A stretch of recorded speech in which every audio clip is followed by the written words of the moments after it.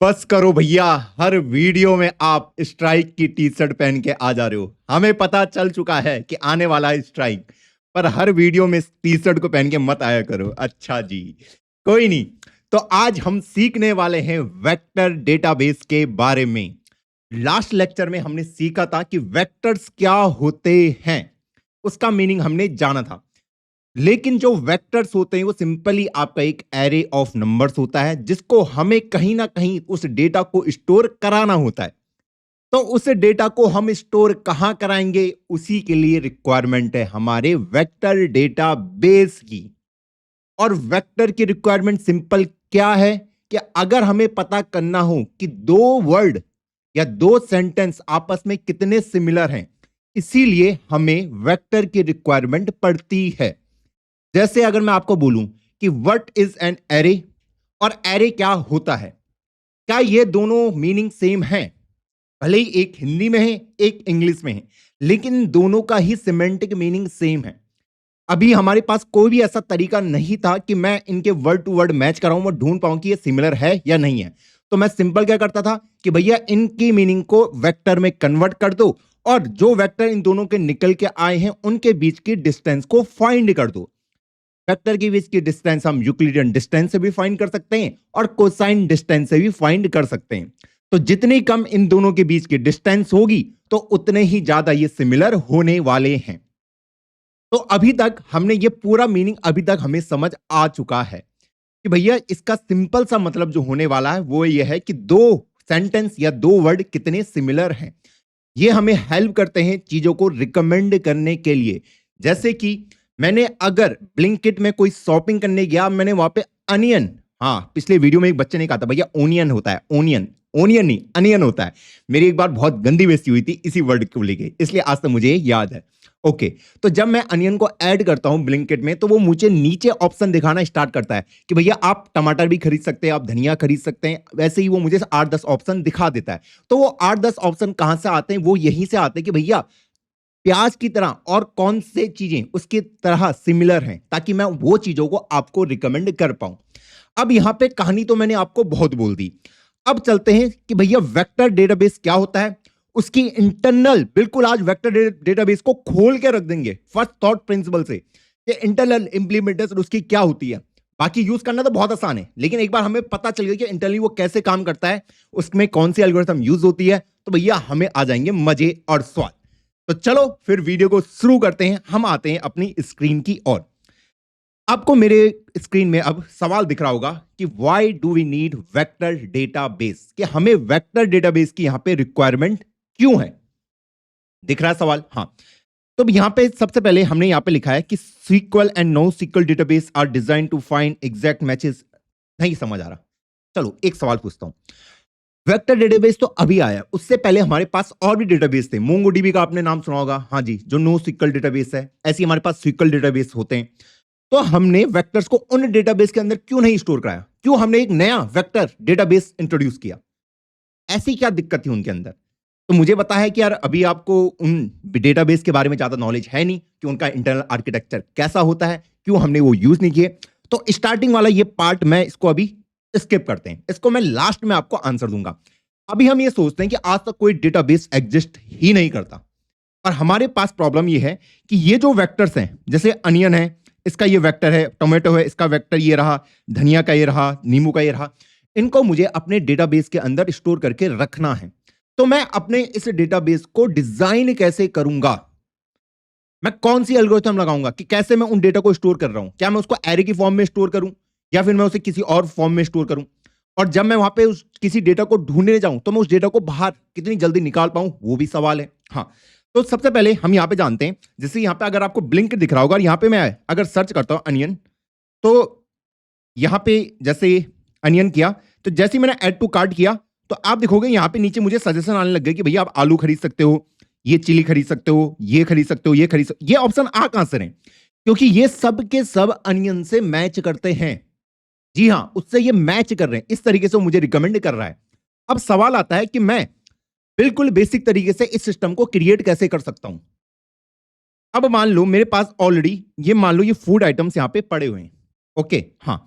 अब मान लो मैं फ्यूचर में मुझे ढूंढना है कि मैंने जैसे ही अनियन को ऐड किया अपने ब्लिंकिट वाले में, अब मैं उसको रिकमेंड कैसे करूं कि भैया अब आपको उसके लिए टोमेटो, धनिया, नींबू को रिकमेंड कैसे करूं? हाँ, बनाना, प्रोटीन, क्रिएटिन, BCAA रिकमेंड नहीं करूंगा, सिर्फ टोमेटो, धनिया, नींबू को रिकमेंड करूंगा। कैसे करूंगा भैया? अभी आपने कहा था कि हम ये करेंगे कि भैया अनियन का मेरे पास ये तो पड़ा ही है वेक्टर, हाँ वेक्टर ये वाला, हाँ, तो मैं ढूंढ लूंगा कि इसके पास सबसे पास इसके कौन कौन से हैं, इसके पास कौन कौन से प्रेजेंट हैं जिसकी डिस्टेंस इससे सबसे पास होगी। मैं इसको यूक्लिडियन से निकाल सकता हूं या फिर कोसाइन डिस्टेंस भी निकाल सकता हूं। दोनों में से आप कोई भी मेथड यूज करो, हम इसकी डिबेट पे बाद में जाएंगे कि इनमें से बेस्ट कौन सा है। पर फिलहाल के लिए मैं सिर्फ अगर डिस्टेंस बोलूं तो आप समझ लें यूक्लिडियन डिस्टेंस और कोसाइन डिस्टेंस, जिससे हम फाइंड करते हैं कि इसके सबसे नजदीक कौन से होने वाले हैं। अब देखो मेरे पास बेसिक मेथड क्या होगा। सबसे पहले हमारे पास पहली अप्रोच होगी ब्रूट फोर्स अप्रोच। मैं उसमें क्या करूंगा, मैं इस अनियन वाले के वेक्टर को पकड़ूंगा, कंपेयर करूंगा। अनियन वाले से करने की जरूरत है नहीं, हाँ जी, क्योंकि उसको मैंने ऑलरेडी कार्ट में ऐड कर दिया। अब मैं उसको टोमेटो वाले से मैच करूंगा कि भैया इन दोनों में कितनी सिमिलरिटी है, यूक्लिडियन डिस्टेंस इनके बीच के निकालने के लिए मैं कोशिश करूंगा। तो जब मैंने कोशिश करी तो मैंने देखा यार ये इसके बहुत पास है, ऐसे ही मुझे इसको इसके साथ भी कंपेयर करना पड़ेगा, फिर मुझे नींबू के साथ, फिर मुझे इसके साथ, इसके साथ, इसके साथ, इसके साथ। तो ऐसे ही मैंने मान लो अगर इसके अंदर 1 बिलियन वेक्टर प्रेजेंट है, क्योंकि आपके पास जो ब्लिंकिट है उसके पास बहुत सारा डेटा है, बहुत सारी फूड आइटम है, तो मैं उसके रिलेटेड कैसे निकाल पाऊंगा? तो सबसे मुझे कंपेयर करना पड़ेगा, सबसे 1 मिलियन रिकॉर्ड, और उसके बाद जो मेरे पास आंसर आएगा कि जो सबसे शॉर्टेस्ट डिस्टेंस वाला होगा उनको मैं निकाल दूंगा। ये तो करना पड़ेगा कि फर्स्ट मैं क्या करूंगा, I will compare it with everyone. अगर वो 1 बिलियन भी हुए तब भी मैं कंपेयर करूंगा। और अब मान लो अगर मुझे 10 आइटम को रिकमेंड करना है, 10 फूड आइटम को रिकमेंड करना है, तो जिनकी डिस्टेंस सबसे कम होगी उनको मैं रिकमेंड कर दूंगा। यही तो तरीका होगा, उनको रिकमेंड कर दूंगा। क्या इसके अलावा आपको कोई और अप्रोच आ रही है यहां पे समझ? सिंपल है, वेक्टर को कंपेयर करो, हर एक से डिस्टेंस निकालो, ये यूक्लिडियन डिस्टेंस, जिसकी डिस्टेंस सबसे कम आएगी भैया वो मेरा आंसर हो जाएगा। यूक्लिडियन डिस्टेंस कैसे निकालते हैं? सिंपल है यार, जैसे हम किस में निकालते हैं, अगर मेरे पास 2 पॉइंट दे रखे हैं, जैसे मान लो मेरे पास दे रखा है 2,3, मान लो अज्यूम कर लो 2,3, हाँ जी, और दूसरा है मेरे पास 3,4। तो अगर मुझे इनके बीच के यूक्लिडियन डिस्टेंस को निकालना है तो कैसे निकालता हूं? तो मैं यहां पे सिंपल वही यार जो पाइथागोरस का आपका थ्योरम है कि 3 - 2 कितना होता है आपका पास 1, तो 1 का स्क्वायर कर दो। 4 - 3 कितना होता है 1, 1 का स्क्वायर कर दो, तो 1 + 1 2 होता है, √2 इसका आंसर आ जाएगा। क्लियर? तो इसका सिंपल सा फॉर्मूला क्या है? इसका सिंपल सा फॉर्मूला है, मैं अगर आपको दिखाऊं, A1 - A2, या फिर मैं इसको ऐसा लिख दूं 2 - 3 का स्क्वायर प्लस 3 - 4 का स्क्वायर, जो आपके 2 पॉइंट के बीच का डिस्टेंस होता है यार, वही है ये, बाकी कुछ नहीं है। ठीक, और इसका मैं क्या कर दूंगा, √ कर दूंगा। तो √ मैं इसको लिख देता हूं, √ साइन मुझे अभी मिल नहीं रहा है, हाँ √ तो आप समझ गए ना, आप भावना को समझो कि ये कैसे हमने निकाला। हाँ, तो ये क्या हो जाएगा 2 - 3 1, 1 का स्क्वायर 1, 3 - 4 1 का स्क्वायर 1, √2 जो भी आपका आंसर आएगा 1.4 के समथिंग जो भी आएगा, ओके, वो आपका डिस्टेंस आ जाएगा। तो इसको कहते हैं हम यूक्लिडियन डिस्टेंस। कोसाइन का भी ऐसे एक आपका फॉर्मूला होता है, तो आप कोई भी यूज कर सकते हैं अभी के लिए। अब मैंने वो तो निकाल दिया, अब आप सोचो क्या ये ब्रूट फोर्स अप्रोच सबसे बढ़िया होगा? मेरा सवाल आपसे ये है, क्या ये मेथड सबसे बेस्ट होने वाला है? मैंने डेटा को स्टोर करा दिया है एक के बाद, पहले मैंने इसको कराया, इसको कराया, इसको कराया अपने डेटाबेस के अंदर। उसके बाद जब मुझे सर्च करना था, मान लो मैंने अनियन को ऐड किया है, अब मुझे उसके रिलेटेड 10 और आइटम को रिकमेंड करना है, तो मैं कैसे करूंगा कि सबसे नजदीक उसके कौन से आइटम प्रेजेंट है? तो सबसे नजदीक कैसे करूंगा कि हर एक वेक्टर को मुझे हर एक वेक्टर से कंपेयर करना पड़ेगा, है ना, और जो भी मेरे पास डिस्टेंस निकलेगी, जो 10 सबसे शॉर्टेस्ट होगी, उनको मैं आंसर लाके दे दूंगा। अब आपको क्या लगता है कि रियल वर्ल्ड में क्या ये अप्रोच आपके लिए अच्छी होने वाली है? मेरा सवाल आप लोगों से सिंपल, क्या ये मेथड अच्छा है? नहीं भैया, क्योंकि भैया यहां पे 1 बिलियन रिकॉर्ड से कंपेयर करना है, और यूजर एक्सपीरियंस कितना खराब हो जाएगा कि मैंने सिंपल यहां पे अनियन ऐड किया और उसके बाद वो कंपेयर करना स्टार्ट कर दिया उसने कि अनियन का वेक्टर ये रहा, और मुझे उसके सारे वेक्टरों के साथ कंपेयर करना, जिसके उसके बाद डिस्टेंस सबसे कम होगी उसको मैं आंसर लाके दे दूंगा। तो समय आपका वेस्ट हो जाएगा। 1 बिलियन रिकॉर्ड को अगर चेक करने में कितना समय लगेगा? तो ब्रूट फोर्स अप्रोच हमारे लिए अच्छी नहीं होगी। और इस वाले एल्गोरिथम को जो अभी हमने यूज किया है, इसको हम एक और भी बोलते हैं, जैसे हमने यहां पर लिखा है, the reason of full scan is slow is because it's perfect. हाँ, it calculate the distance to every single point and guarantees it find the absolute closest one.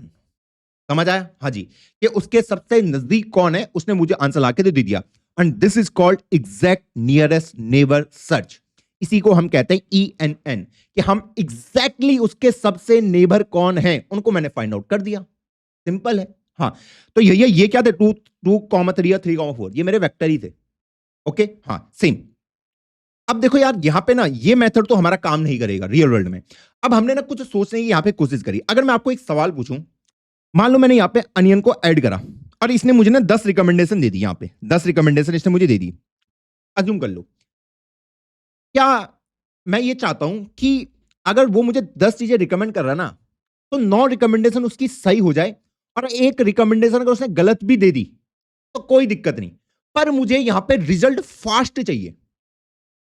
क्या बोला भैया? एक बार लाइन को रिपीट करना, लाइन को रिपीट करना। मैंने कहा कि आपने अनियन को ऐड किया, अब उसने आपको रिकमेंडेशन देने की कोशिश करी। मैंने कहा मैं ऐसा रिकमेंडेशन सिस्टम बनाऊंगा, मैं इस तरीके से वेक्टर्स को ढूंढूंगा कि 9 ऐसे वेक्टर मैं आपको लेके दे दूंगा, 8 से 9 वेक्टर मैं आपको ऐसे लेके दे दूंगा जो उसके नियरेस्ट हो, और शायद 1-2 उसके नियरेस्ट ना भी हो, लेकिन वो आपको रिकमेंड हो जाएंगे। लेकिन मैं आपको ये गारंटी देता हूं कि ये वाला काम मैं फटाफट से कर दूंगा। पहले 1 बिलियन वाले में बहुत टाइम लग रहा था ना। हाँ, ये कह रहा है कि मैं एक नया सिस्टम बनाता हूं जहां पे मैं आपको 10 में से 9 रिकमेंडेशन तो बिल्कुल सही दूंगा, शायद 10वीं उसमें गलत हो सकती है। तो क्या ये एक्सेप्टेबल होगा? आप सोचिए। और वहां पे स्पीड बहुत फास्ट है। क्यों? जैसे अभी बहुत टाइम लग रहा था यहां पे 1 बिलियन रिकॉर्ड को कंपेयर करने में, लेकिन वो कह रहा है यहां पे स्पीड बहुत फास्ट होगी। तो हाँ भाई, अगर 10 में से आप 9 भी सही चीजें रिकमेंड कर रहे हो तो मेरे लिए तो सही है। जैसे अगर आप यूट्यूब में कोई वीडियो सर्च कर रहे हो, हाँ, तो अगर 9 वीडियो उसने आपको सही दे दिया, 10वीं अगर उसने उटपटांग दे भी दी, तो आपको क्या ही दिक्कत है? पॉइंट क्लियर है? हाँ, तो भैया उसने कहा इससे ना मैं आपकी स्पीड बढ़ा दूंगा फाइंड करने की, क्योंकि सारा गेम स्पीड का ही है कि यूजर एक्सपीरियंस खराब नहीं होना चाहिए। अब इसी को हमने नाम दिया ANN, approach, approximate nearest neighbour.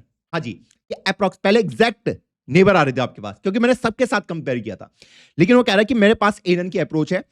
Approximate nearest neighbour is an algorithm that finds a data point in a data set that's very close to the given query point but not necessarily the absolute closest one। हाँ जी, कि मैं आपको वो pointer, वो सारे vector लाके दे दूंगा, 10 में से 8-9 में आपको लेके दे दूंगा, शायद एक जो 10वां होगा शायद वो सबसे क्लोजेस्ट में से ना हो, क्योंकि हम यही चाह रहे थे कि मुझे टॉप 10 क्लोजेस्ट मिल जाए। तो कह रहे कि टॉप 8-9 तक तो मैं आपको दे दूंगा, शायद जो 10वां होगा वो उतना क्लोजेस्ट ना हो। तो हमने कहा चलो कोई दिक्कत नहीं है, हम ऐसा सिस्टम बनाएंगे। तो इसने लिखा है कि it's sacrifice a tiny amount of accuracy. वही है जो मैंने अभी आपको कहा। पहला मेथड क्या है? देखो, आपको नहीं वीडियोस में बहुत मजा और बहुत ज्यादा स्वाद आने वाला है, मैं आपको गारंटी दे रहा हूं। मैं आपके लिए सब लिख के ला रखा हूं, कोई दिक्कत नहीं है। आज देखो, थ्योरेटिकल जो कॉन्सेप्ट होते हैं ना, एक बार हमारे दिमाग में घुस गए ना, ये से तुमने पढ़ लिया, हर चीज पढ़ लिया, जब तक हमें पता नहीं चले कि यार रियल एल्गोरिथम वहां पे यूज क्या हो रही है, तभी तो मजा आता है पढ़ने में। हाँ, तो पहला जो मेथड है सब आसान बनाऊंगा, clustering inverted file index, IBF का एक मेथड है, इसका नाम है क्लस्टरिंग।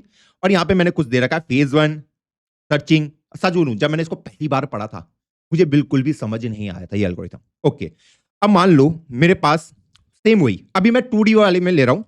मान लो मेरे पास अनियन है, हाँ, और उसका जो वेक्टर है वो मान लो ये है 2,3।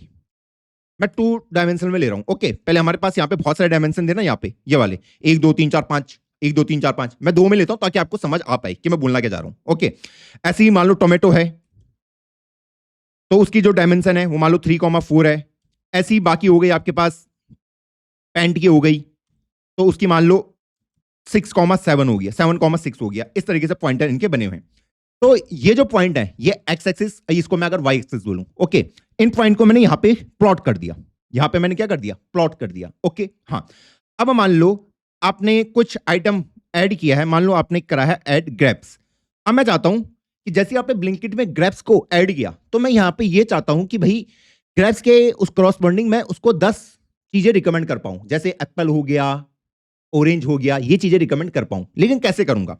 तो ग्रेप्स का भी खुद का कुछ वेक्टर होगा, मान लो 1,2। हाँ, अब मैं इसको बताऊंगा कैसे कि भैया मुझे रिकमेंड किसको करना है। अब एक तरीका तो ये है, ये जो पॉइंट है मैंने सबको यहां पे मार्क कर रखा है, कि भैया ये किसी का होगा, ये किसी का होगा, ये किसी का होगा, किसी का होगा, इसी का। तो एक तरीका तो ये जो ब्रूट फोर्स है कि ग्रेप्स क्या करेगा, इस पॉइंट से भी अपनी डिस्टेंस को ढूंढेगा, इससे भी ढूंढेगा, इससे भी ढूंढेगा, इससे भी, इससे भी, इससे भी, सेम इससे भी ढूंढेगा, सेम यहाँ पे जितने भी पॉइंट है सबसे ढूंढेगा, मतलब पूरे ग्राफ में उसको हर एक पॉइंट से अपनी डिस्टेंस को ढूंढना पड़ेगा। और फिर वही एल्गोरिथम यूज करेगा कि जो सबसे 10 क्लोजेस्ट मेरे पास हुए उनको मैं आपको लाके दे दूंगा। ये तो करेगा। ये पॉइंटर्स क्या है, ये पॉइंटर ये कि अनियन है 2,3, तो मैंने 2,3 को यहां पे लगा दी कि 2 ये हो गया, 3 हो गया, तो मान लो अनियन ये रहा, टोमेटो मान लो ये रहा, तो इनको मैंने यहां पे ग्राफ के फॉर्म में प्लॉट कर दिया। अब मुझे ग्रेप्स आया, तो ग्रेप्स के सबसे क्लोजेस्ट वन कौन से, तो मैं कैसे निकाल पाऊंगा? बेसिक तरीका यही है कि सबके साथ कंपेयर करो, तो लेकिन उसमें तो बहुत टाइम लग जाएगा। वही सेम प्रॉब्लम, अगर ये 1 बिलियन हुए तो 1 बिलियन के साथ मुझे कंपेयर करना पड़ेगा। तो यहां पे मैं क्या कर सकता हूं, तो यहां पे हम यूज करते हैं आईबीएफ के मेथड को, इन्वर्टेड फाइल इंडेक्स या फिर क्लस्टरिंग का मेथड। अगर मैं आपको से बोलूं, क्या मुझे यहां पे क्लस्टर बनते हुए नजर आ रहे हैं? ये क्लस्टर, अरे यार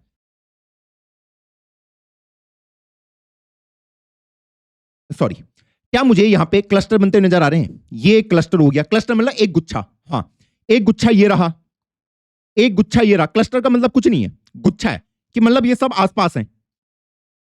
ये भी एक गुच्छा हो गया, हाँ जी, ये भी एक गुच्छा हो गया, और ये भी गुच्छा हो गया। गुच्छा सुन के अजीब सा लग रहा है मेरे को बोलने में। तो इसको मैं कह सकता हूं ना, क्लस्टर से बन रहा है, मतलब बादल टाइप का कुछ बन रहा है कि जहां पे ये कुछ वेक्टर सब आसपास हैं, यहां पे ये सारे वेक्टर आसपास हैं, ये सारे वेक्टर आसपास हैं। अब मैं यहां पे एक काम कर सकता हूं कि जैसे यहां पे ये सारे वेक्टर है, यहां पे 1 2 3 4 5 6, इनमें से मैं एक को सिलेक्ट कर दूं जो कि इनका सेंट्रॉइड हो। सेंट्रॉइड बोलने का मतलब क्या है, जो कि इनके सेंटर में हो। सेंट्रॉइड बोलने का सिंपल सा ही मतलब है जिससे कि बाकी सब के सब बराबर डिस्टेंस पे हो, लगभग बराबर डिस्टेंस पे हो।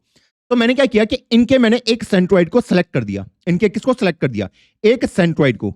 तो थोड़ा कलर चेंज कर देते हैं, हाँ। तो मान लो मैंने यहां पे इसको एज अ सेंट्रॉइड सेलेक्ट किया, यहां पे भी सेम कहानी, मैंने इसको सेंट्रॉइड सेलेक्ट किया कि जो इससे भी बराबर डिस्टेंस में हो, इससे भी, इससे भी, इससे भी, इससे भी, मतलब ऑन एन एवरेज। एग्जैक्टली वो सेंटर में नहीं होगा, पर ये समझ लो कि मतलब कि तुम कि मैं तुम्हारे बीच में हूं, एग्जैक्ट बीच में, अप्रोक्सीमेटली, ओके हाँ।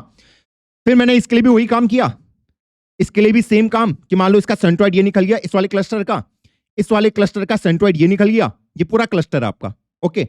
यार इसका डायग्राम बन नहीं रहा ना,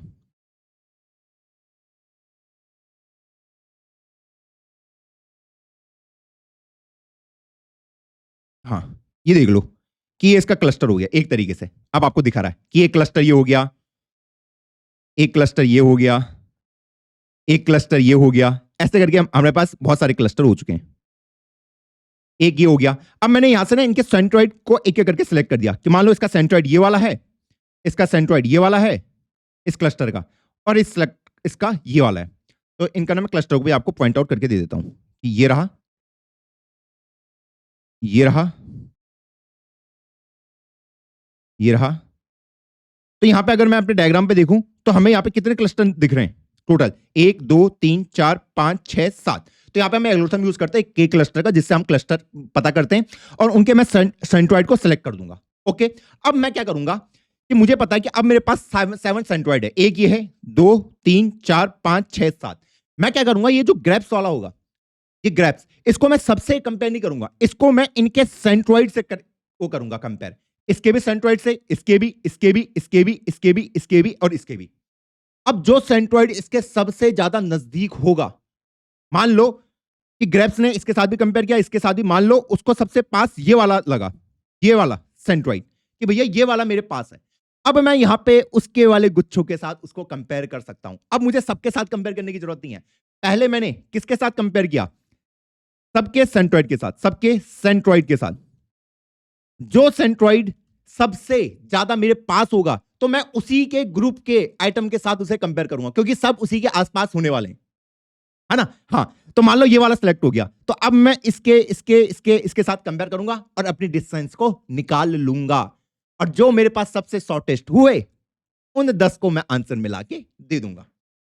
क्लियर है। अब मुझे ये नहीं करना पड़ा कि भैया इस वाले के भी सबके साथ कंपेयर करना पड़ा, इसके भी सबके साथ करना पड़ा, इसके भी सबके साथ, इसके भी। सिर्फ पहले मैंने सेंट्रॉइड के, जब वो सिलेक्ट हो गया तो उसके अंदर के जितने भी एलिमेंट प्रेजेंट थे उनके साथ, जितने भी वेक्टर प्रेजेंट हैं उनके साथ मैंने कंपेयर कर दिया और उसको मैंने आंसर में दे दिया जो सबसे शॉर्टेस्ट डिस्टेंस वाले हुए, जो कि मेरी यूक्लिडियन डिस्टेंस हो सकती है या कोसाइन डिस्टेंस हो सकती है। क्या मेथड चमक रहा है?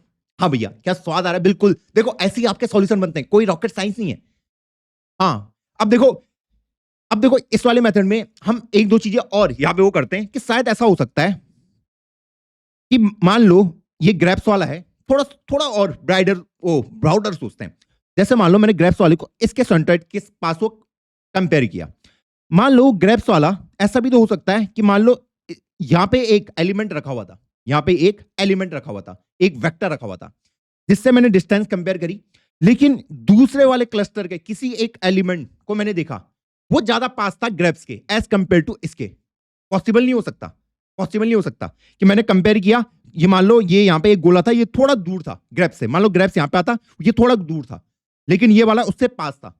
हो सकता ना पॉसिबल कि मतलब ऐसा भी तो हो सकता कि जो ग्रेप्स का मैं आइटम को ढूंढने की कोशिश कर रहा हूं, वो दूसरे क्लस्टर के किसी एलिमेंट से पास हो सकता है, क्योंकि एट द एंड वो सेंट्रोइड को दर्शा रहा है। तो मतलब उस सेंट्रोइड से कोई एलिमेंट दूर भी होगा। जैसे यहां पे मैंने देखा एक सेंट्रोइड ये है, तो इसके कुछ एलिमेंट इस साइड को होंगे सेंट्रोइड के, कुछ एलिमेंट इस साइड के होंगे। ऐसे कोई और दूसरा सेंट्रोइड होगा, सेम उसके भी कहानी कि उसके कुछ एलिमेंट इधर को होंगे और मान लो कुछ एलिमेंट इस डिस्टेंस पे होंगे। तो मान लो मैंने इसके वाले का डिस्टेंस देखा, लेकिन यहां पे एक एलिमेंट ऐसा था कि जो इसके पास आ रहा था, इसके वाले से। समझ रहे हो पॉइंट? हाँ, तो यहां पे हम क्या करते हैं कि भैया पहले जब हम सेंट्रोइड को ढूंढने की कोशिश करते हैं, तो मैं एक ही सेंट्रोइड को लेता, मैं 2-3 सेंट्रोइड को सिलेक्ट कर लेता हूं। हाँ, 2 to 3 सेंट्रोइड को हम एक साथ सिलेक्ट कर देते हैं। मान लो 3 सेंट्रोइड को मैंने सिलेक्ट कर दिया। अब एक बार मैंने 3 सेंट्रोइड जो सबसे नजदीक हुए, अब उनके अंदर के जितने भी वेक्टर प्रेजेंट है, मैं उनके साथ कंपेयर करूंगा और उसके बाद अपने आंसर को दूंगा। इससे हमारा आंसर ज्यादा फाइन आता है। क्या पॉइंट क्लियर है? क्या ये पॉइंट क्लियर है? हाँ भैया, पॉइंट क्लियर है। सेंसिबल बना रहा है, सेंस बना रहा है कि मैंने पहले इसके सेंट्रोइड से किया, इसका कोई एलिमेंट ऐसा हो सकता है जो कि ग्रेप से ज्यादा दूर है, लेकिन दूसरे वाले क्लस्टर में एक ऐसा पॉइंटर है जिससे ग्रेप ज्यादा नजदीक हो। पॉसिबल हो सकता है, हाँ। तो हम सिर्फ एक ही सेंट्रोइड सेलेक्ट नहीं करते, हम 2-3 सेंट्रोइड सेलेक्ट करेंगे अलग अलग के क्लस्टर के, ताकि जो सबसे नजदीक हो मैं उन सबको कंपेयर कर पाऊं और एक बढ़िया आंसर आपको ला के दे पाऊं। क्या पॉइंट चमक गया? हाँ जी। तो वही थ्योरी मैंने यहां पे लिखी है कि find the centre the database first look at your million vector, जो आपके मिलियन ऑफ वेक्टर हैं, and uses an algorithm like के मींस क्लस्टरिंग। ये क्लस्टरिंग के लिए एक के मींस एल्गोरिथम यूज होता है, जहां पे हम क्लस्टर क्रिएट करते हैं। लेट्स से 100 सेंटर पॉइंट और सेंट्रोइड वी हैव फाइंड। तो क्लस्टर करने के बाद मुझे 100 सेंटर पॉइंट मिल गए। Is centroid itself a vector that represent the average of a region in your data? हाँ जी, वो आपके उसके एवरेज होता है। Think of this as the sign. ये अभी मैंने वही जो मैंने अभी आपको कहानी सुनाई, वही यहां पे मैंने लिखा हुआ है। Point clear? हाँ जी। अब ये वाला जो एल्गोरिथम है, इसको देख के मजा आया? हाँ। बस इसका दिक्कत ये है कि भैया हमने सेंट्रोइड ढूंढा, लेकिन उसके बाद भी हमें बहुत सारे एलिमेंट के साथ कंपेयर करना पड़ रहा था, क्योंकि एक क्लस्टर के अंदर भी तो बहुत सारे एलिमेंट प्रेजेंट हो सकते हैं, बहुत सारे वेक्टर। हाँ जी। तो अब हम अपने दूसरे मेथड पे चलते हैं, जिसको हम कहते हैं the decision tree method, binary space partitioning. कितने बच्चों ने इसके बारे में पढ़ा है? बताइए, क्या आपने इस पॉइंट के बारे में कभी पढ़ा है, बाइनरी स्पेस पार्टीशनिंग के बारे में? भैया कभी नहीं। क्या आपने कंप्यूटर ग्राफिक्स पढ़ा है कभी अपने सब्जेक्ट में? क्योंकि मैंने पढ़ा था, वहां पे हमारे पास ये एल्गोरिथम वहां पे भी यूज होता है, बाइनरी स्पेस पार्टीशनिंग वाला। और अगर मैं आपको बताऊं, इसका इस्तेमाल स्पॉटिफाई बहुत ज्यादा करता था। गाने सुने स्पॉटिफाई में? हाँ, जो सॉन्ग रिकमेंडेशन वाला सिस्टम है उनका, इसका उपयोग उसने बहुत ज्यादा किया। 2022-23 तक बहुत करते थे, उसके बाद उन्होंने इससे शिफ्ट मार के वो किसी और एल्गोरिथम में चले गए। लेकिन ये वाला एल्गोरिथम पहले बहुत ज्यादा इस्तेमाल होता था। अब ये है क्या? ये कह रहा है कि if we just look the whole space and chop it in the half and then chop those half in half and so on. भाई जब मैंने ये एल्गोरिथम पहली बार पढ़ा था ना, मैं सच्ची खा रहा हूँ, कसम खा के कह रहा हूँ, मेरे तो सर के ऊपर से चला गया था। मुझे खुद पे शक हो गया था कि भैया मुझे डीएसए आती भी है। इतना कॉम्प्लेक्स उन्होंने इस एल्गोरिथम को एक्सप्लेन कर रखा है, जबकि ये एल्गोरिथम अभी इस्तेमाल भी नहीं करता कोई। इतना बेकार एल्गोरिथम है, लेकिन इसको मैं आपको एक्सप्लेन करूंगा पहले कि ये है क्या। घबराने की जरूरत नहीं है, 4 ही है हमारे पास। दूसरा ये वाला है, यही थोड़ा सा कॉम्प्लिकेटेड है, लेकिन इसको मैं आपके लिए आसान बना दूंगा, बस आपको बैठे रहना है। ओके, तो अभी तक हम क्या कर रहे थे? एक वेक्टर है, उस वेक्टर के मुझे सबसे पास वाले ढूंढने। अगर मेरे पास मिलियन ऑफ वेक्टर हैं, तो 10 ऐसे वेक्टर, अगर मुझे 10 आइटम को रिकमेंड करना है, तो 10 जो उसके सबसे पास हैं या फिर 9 भी उसके पास है, उनको मुझे रिकमेंड करके देना है। ओके, अब देखो यहां पे सेम वही मैं कर रहा हूं कि यहां पे हमने 2D स्पेस बना दिया और यहां पे मैंने वेक्टर्स को पॉइंट आउट करके रख दिया, सारे वेक्टर को यहां पे लगा दिया 2D स्पेस में। ओके, मैंने मान लिया 2 डायमेंशन के ही हैं वेक्टर। ओके, अब देखो यहां पे ये क्या कहता है, ये कहता है कि पहले ना इस स्पेस को हाफ पार्ट में बांटो, एक्स एक्सिस के राउंड। ये एक्स एक्सिस आपकी, वर्टिकली आप इसको हाफ कर दो। हाफ करने का मतलब क्या है? हाफ करने का मीनिंग ये है कि जैसे मैंने इसको हाफ किया तो आधे वेक्टर इधर को आ जाएंगे और आधे वेक्टर इस डायरेक्शन में चले जाएंगे। भैया पर इससे फायदा क्या हुआ? इससे फायदा क्या हुआ? मैंने कहा इससे हमारा सर्चिंग टाइम बच जाता है। जैसे मान लो मैंने ये स्पेस को इधर को यहां पे पार्टीशन कर दिया। मान लो ये जो पार्टीशन आपका पॉइंट है, इस पॉइंट का नाम है 2। ये x इक्वल टू 2 पे मैंने पार्टीशन किया। अब मान लो अगर आप फ्यूचर में किसी एलिमेंट को सर्च करने आते हो और उसके वेक्टर कुछ ऐसा लिखा है कि 4,7, आपको पता है कि ये 4,7 आपको किधर मिलेगा? लेफ्ट साइड में मिलेगा या राइट साइड में मिलेगा? ये जो पॉइंट ऑफ पार्टीशन है x इक्वल टू 2 है, बताओ किधर को मिलेगा? भैया इधर को तो मिलेगा क्योंकि 3 4 वाले इधर ही है। हाँ जी, ये इसको मैं x बोल दूं, इसको y बोल दूं, तो इस साइड को मिलेगा। हाँ, तो मतलब मैंने इतने सारे को सर्च करने की मुझे जरूरत नहीं है, मैं सीधा आधा करके मैं इस स्पेस में आ चुका हूं। अब मान लो फिर वो यही कहता है कि अब जो आपके ये आवाज के पार्टीशन हुए इनको भी आप हाफ हाफ में स्प्लिट कर दो। जैसे 1 2 3 4 5 6 7 8 9 10 11। जैसे मान लो मैंने अगला पार्टीशन यहां पर लगा दिया। पार्टीशन इस तरीके से करना है कि दोनों हाफ हाफ स्पेस में स्प्लिट हो जाए, कि आधे इस स्पेस में आ जाए, आधे इसमें आ जाए। तो एक बार मैंने एक्स में करूंगा स्प्लिट, एक बार मैं वाई में करूंगा, फिर एक्स में स्प्लिट करूंगा, फिर वाई में करूंगा। ओके, हाँ, तो ये भी हाफ हाफ में बढ़ गए। सेम मुझे इस वाली रीजन को भी हाफ हाफ स्पेस पे बांटना है। तो मान लो मैंने उसको हाफ में, अगली बार मैंने वाई स्पेस पे मारा, तो मान लो वो मैंने कुछ इस तरीके से कर दिया, इस तरीके से कि भैया ये आधे ऊपर चले गए, आधे आपके नीचे आ गए। अब देखो फिर वही कि भैया अब ये स्पेस आ गया, मैंने इसको वाई डायरेक्शन में कर दिया है। हाँ जी, वाई डायरेक्शन में मैंने मारा तो इस तरीके से हॉरिजॉन्टल में मारा है, पर इसको मैंने डिवाइड कर दिया। अब फिर ये कह रहा है इसको और डिवाइड करो, जैसे ये पोर्शन है इसको और स्प्लिट करो आधे आधे में। तो मान लो मैंने इसको ऐसे करके स्प्लिट कर दिया। अब मान लो ये रीजन है, इसको भी आधे में स्प्लिट करो। तो इसको ना स्प्लिट करते जाना है। मुझे पता आपको समझ नहीं आ रहा होगा भैया स्प्लिट करने का मतलब क्या है, अभी समझा दूंगा। ओके, देखो सिंपल एक चीज मैं आपको पहले एक्सप्लेन करता हूं। मैं इस ट्री के एग्जांपल से आपको ये पूरा कॉन्सेप्ट ही चमका दूंगा, आपको दिक्कत ही नहीं होगी कभी। मेरे पास एक कुछ नंबर्स हैं 6 1 3 5 7 2 4। ओके, आपको कोई नंबर इसमें फाइंड करना है। सबसे बेस्ट तरीका हमारे पास क्या होता है? कोई नंबर, भैया मैं अगर इस एरे को सॉर्ट कर दूं तो मैं इसके ऊपर बाइनरी सर्च लगा सकता हूं। मान लो मुझे 6 को सर्च करना है, तो सबसे पहले मैं इसको सॉर्ट कर दूंगा और उसके बाद मैं इसके ऊपर सर्चिंग लगाऊं। एक तरीका तो ये है कि मैं एक एक करके ढूंढूं, एक एक करके ढूंढूं कि 6 कहां है। जैसे यहां पे पहले मिल गया, मान लो मुझे 4 को ढूंढना पड़ता तो 4 मुझे मिल जाता।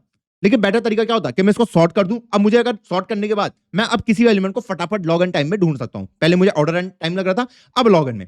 वही सेम काम मैं ट्री के साथ भी तो कर सकता हूं। ट्री के साथ कि मान लो ये 6 1 3 5 7 2 4 है। हाँ जी, यहां पे कौन सा आता है जो इनका मिडिल में आएगा? इनके मिडिल में कौन आएगा? 6 7 3 5 7 2 4, 4 ही तो आएगा। जैसे ये 4 है, हाँ, तो 4 से जो बड़े होंगे वो राइट साइड में चल जाएंगे, 4 से छोटे होंगे वो लेफ्ट साइड में आ जाएंगे। फिर सेम 4 से बड़े थे कौन कौन? 6 5 7। अब 6 5 7 का मिडिल एलिमेंट कौन होता है? 6 5 7 में 6 ही होगा। हाँ जी, तो 6 लिख दिया। जो उसके छोटे होंगे वो लेफ्ट में जाएंगे, जो बड़े होंगे राइट में। तो मतलब मैंने इसका एक बाइनरी सर्च ट्री बना दिया। इससे क्या फायदा हुआ कि अगर मुझे कभी फ्यूचर में कोई एलिमेंट को सर्च करना है तो पहले तो मैं एक एक करके सब पे सर्च कर रहा था कि ऐसे करके ट्री में मेरे पास काम आसान हो जाएगा कि मैं यहां पे आया, मान लो मुझे 7 को सर्च करना है, तो मैंने उसको पहले 4 से कंपेयर किया, तो मुझे पता है कि भैया वो किधर को मिलेगा? राइट साइड में ही मुझे मिलेगा। तो मेरा आधा सर्च स्पेस बच गया, दिख रहा? हाफ सर्च स्पेस बच गया कि मुझे इधर ढूंढने की जरूरत नहीं, क्योंकि मुझे पता है इधर 4 से छोटे एलिमेंट प्रेजेंट होंगे, इधर 4 से बड़े वाले एलिमेंट प्रेजेंट होंगे। तो मैंने आधा सर्च स्पेस बता दिया। फिर मैं 6 पे आया क्योंकि मुझे पता इधर ही था। मैंने देखा क्या ये 7 है? नहीं। तो मैंने देखा ये तो इससे छोटा है, तो 7 किधर मिलेगा आपको? राइट साइड में या लेफ्ट साइड में? भैया राइट साइड में, है ना, लेफ्ट में नहीं मिलेगा। तो मैंने इधर सर्च ही नहीं किया, तो मैंने अपना सर्चिंग टाइम बचा दिया। अब मैं इधर को आ गया 7 को ढूंढने और फाइनली मुझे 7 मिल गया। तो ट्री बना के हमें यहां पे फायदा क्या हुआ कि भैया हमारा सर्चिंग टाइम सही हो गया। कम से कम लॉग एन टाइम में हमने चीजों को सर्च कर दिया। सेम कहानी हमने यहां पे भी तो करी कि अगर मैं इस स्पेस को हाफ हाफ में बांट दूं तो अब मैं वही तो काम कर रहा हूं। यहां पे भी दोस्त वही तो काम कर रहा था कि पहले मैंने ये एक्स एक्सिस हो गई, ये वाई एक्सिस हो गई, तो भैया पहले इसको 2 पार्ट में डिवाइड करो। ठीक है, एक्स एक्सिस में आपको एक लाइन खींचनी है, तो एक्स एक्सिस में मैं एक वर्टिकल लाइन खींचूंगा, ये रही। एक्स एक्सिस में मैंने एक वर्टिकल लाइन खींच दी, तो अब मेरा सर्च स्पेस ये रहा, ये रहा। 2 पार्ट पे मैंने डिवाइड कर दिया।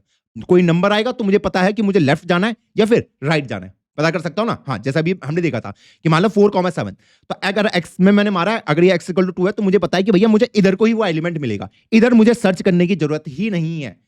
अब मैंने क्या किया कि भैया ये जो पॉइंटर थे उसी का मैंने ट्री बिल्ड करना शुरू कर दिया। जैसे ये अगर मैं आपको ये दिखाऊं, जैसे यहाँ पे अभी सब भूल जाओ, जैसे यहाँ पे a इक्वल टू 2,7 है, b पॉइंट है 3,16, c है 4,4, 5,11, इस तरीके से आपके पास 15 वेक्टर मैंने यहाँ पे दे रखे हैं आपको, जो कि 2 डायमेंशन में है। इसका मैं ट्री बिल्ड करूंगा। क्या बिल्ड करूंगा? ट्री को मैं यहाँ पे बिल्डअप करने वाला हूं। अब यहाँ पे ट्री बिल्ड कैसे होगा? पहले मुझे सेंटर पॉइंट ढूंढना पड़ेगा। हाँ जी, जैसे हम यहाँ पे ढूंढ रहे थे कि मुझे एक ऐसा सेंटर पॉइंट ऐसा ढूंढना है कि आधे वेक्टर इधर चले जाएं, आधे वेक्टर इधर चले जाएं। ये तो चाह रहा था मैं कि एक पॉइंट मुझे ऐसा ढूंढना है, जैसे x इक्वल टू 2 है, तो x इक्वल टू 2 में कि आधे पॉइंट लेफ्ट साइड में चले जाएं, आधे पॉइंट राइट साइड में चले जाएं। हाफ में स्प्लिट करना था ना। हाँ, तो इसमें मैं कैसे करूंगा हाफ में स्प्लिट? तो मैं यहां पे देख सकता हूं कि 2, 3, 4, 5, 7, 9, 10, 11, 12, 19, 14, 15, 17, 18, 19, इनका मिडिल कौन होगा या फिर मीडियन कौन होगा? 11 ही तो होगा कि 11 से अगर मैं छोटे देखूं तो ये सारे उससे छोटे हैं। हाँ जी, और 11 से बड़े ये सारे ये रहे। हाँ जी, तो मैं अपना रूट को किसको बनाऊंगा? 11,3। हाँ जी, तो मैंने यहां पे कट मारा है क्या पे? x इक्वल टू 11 में। तो एक बार आप कट मारते हो x एक्सिस में, फिर आप कट मारोगे y एक्सिस में, फिर कट मारोगे x एक्सिस में, जैसे अभी मैंने यहां पे मारा। अब मैं कट मारूंगा y एक्सिस में, ऐसे इस साइड को भी y एक्सिस में ही कट मारूंगा। तो मान लो अगर मैं y एक्सिस में कट मार लिया, अब उसके बाद मैं x एक्सिस में कट मारूंगा, ऐसे ऐसे, मतलब ऐसे करके आपका काम करता रहता है। एक बार x में कट मारो, एक बार y में, x में y में, तो वही मैं काम यहां पे करने वाला हूं। तो यहां पे मैंने 11,3 पे कट मारा, सॉरी x इक्वल टू 11 पे कट मारा। तो भैया ये जो इधर वाले हैं ये इसके राइट साइड में आएंगे, और जो ये पहले वाले हैं ये लेफ्ट साइड में आएंगे। अब अगला कट मैं y पे मारूंगा। किस पे मारूंगा? y पे मारूंगा। अब आप देखो, मुझे पता है कि भैया मैंने h में कट मारा था, ये h रहा हमारा एलिमेंट, यहां पे मैंने कट मारा था, तो ये वाले सारे 11 से छोटे थे तो लेफ्ट साइड में आए। ओके, हाँ जी। अब इन पे मुझे कट मारना है y एक्सिस पे। y एक्सिस पे वही कि भैया आधे लेफ्ट में चले जाएं, आधे राइट में चले जाएं। तो कौन सा वो एलिमेंट होगा? तो मैं देखूं यहां पे इनका मिडिल 11 होगा, तो ये 11 इनका मिडिल होने वाला है। अगर मैं आपको दिखाऊं यहां पे इनके y मेरे पास कौन कौन से हैं? 7 है, 16 है, 4 है, 11 है, 14 है, 4 है, 19 है। यही तो है यहाँ पे 1, 2, 3, 4, 5, 6, 7।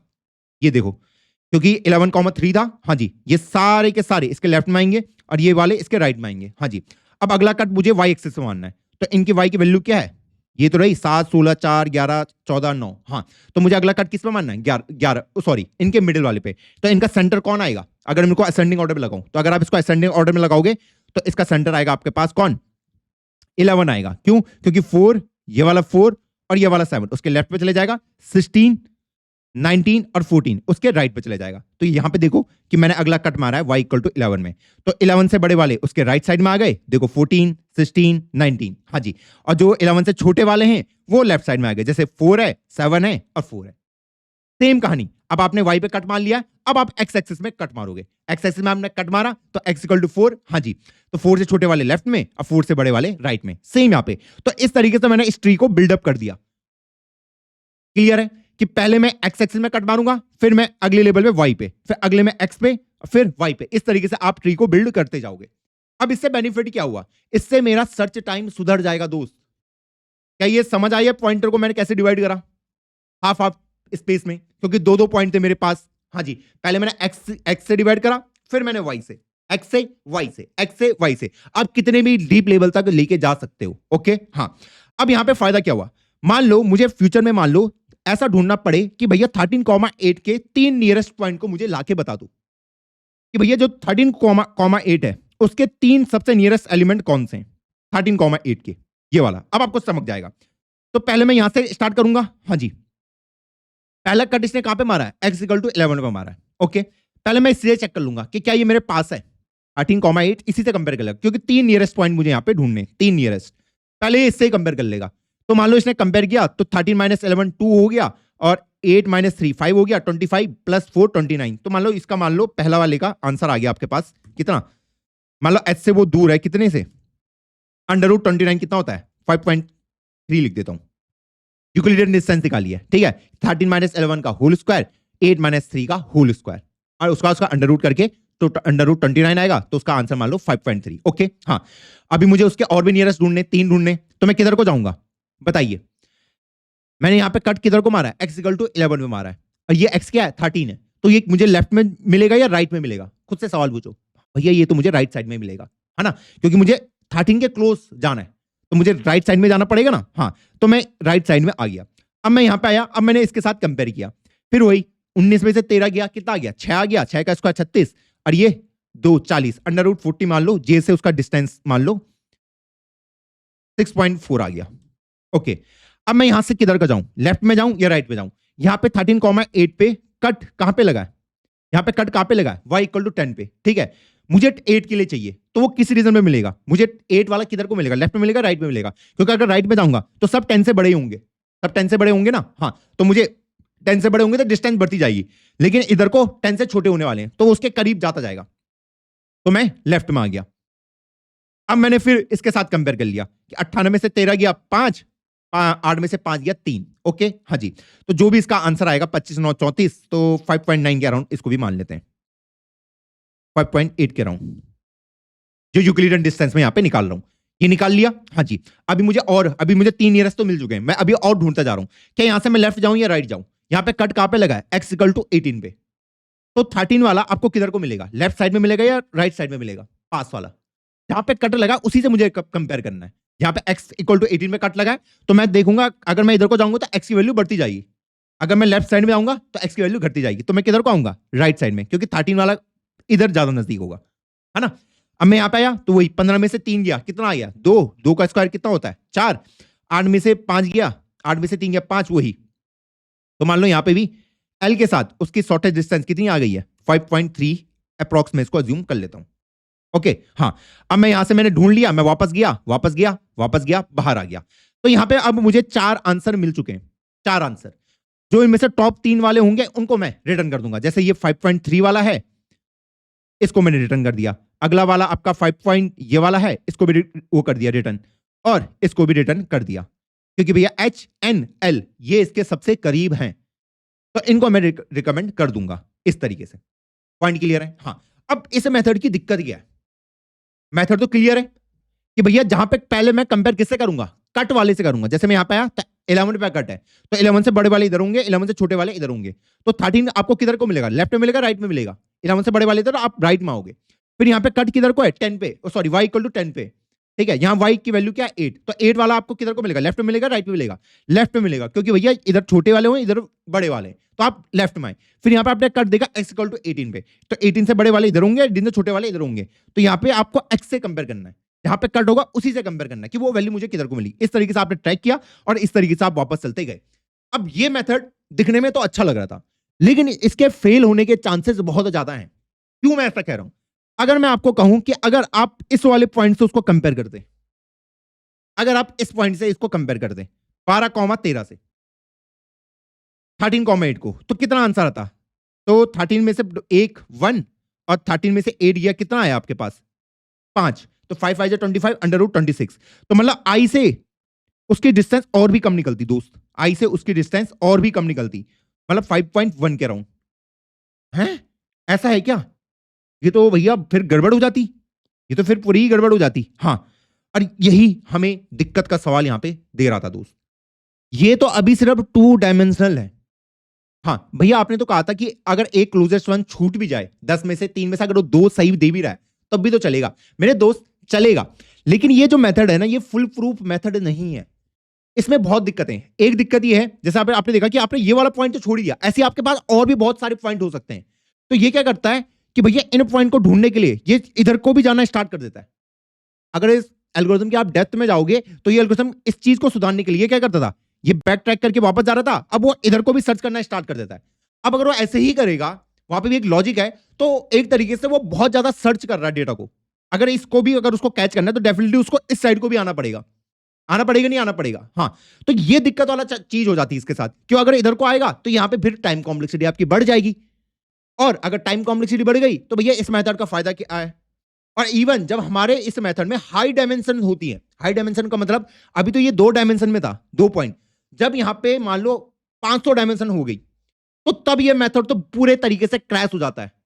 ये आपको अच्छे तरीके से चीजों को रिकमेंड कर ही नहीं पाता। अभी तो उसकी दिक्कत यहीं पे शुरू हुई। मैं अगर आपको एक एग्जांपल और दूं, मान लो आपके पास कोई पॉइंट है यहां पे रूट पे, मान लो 11,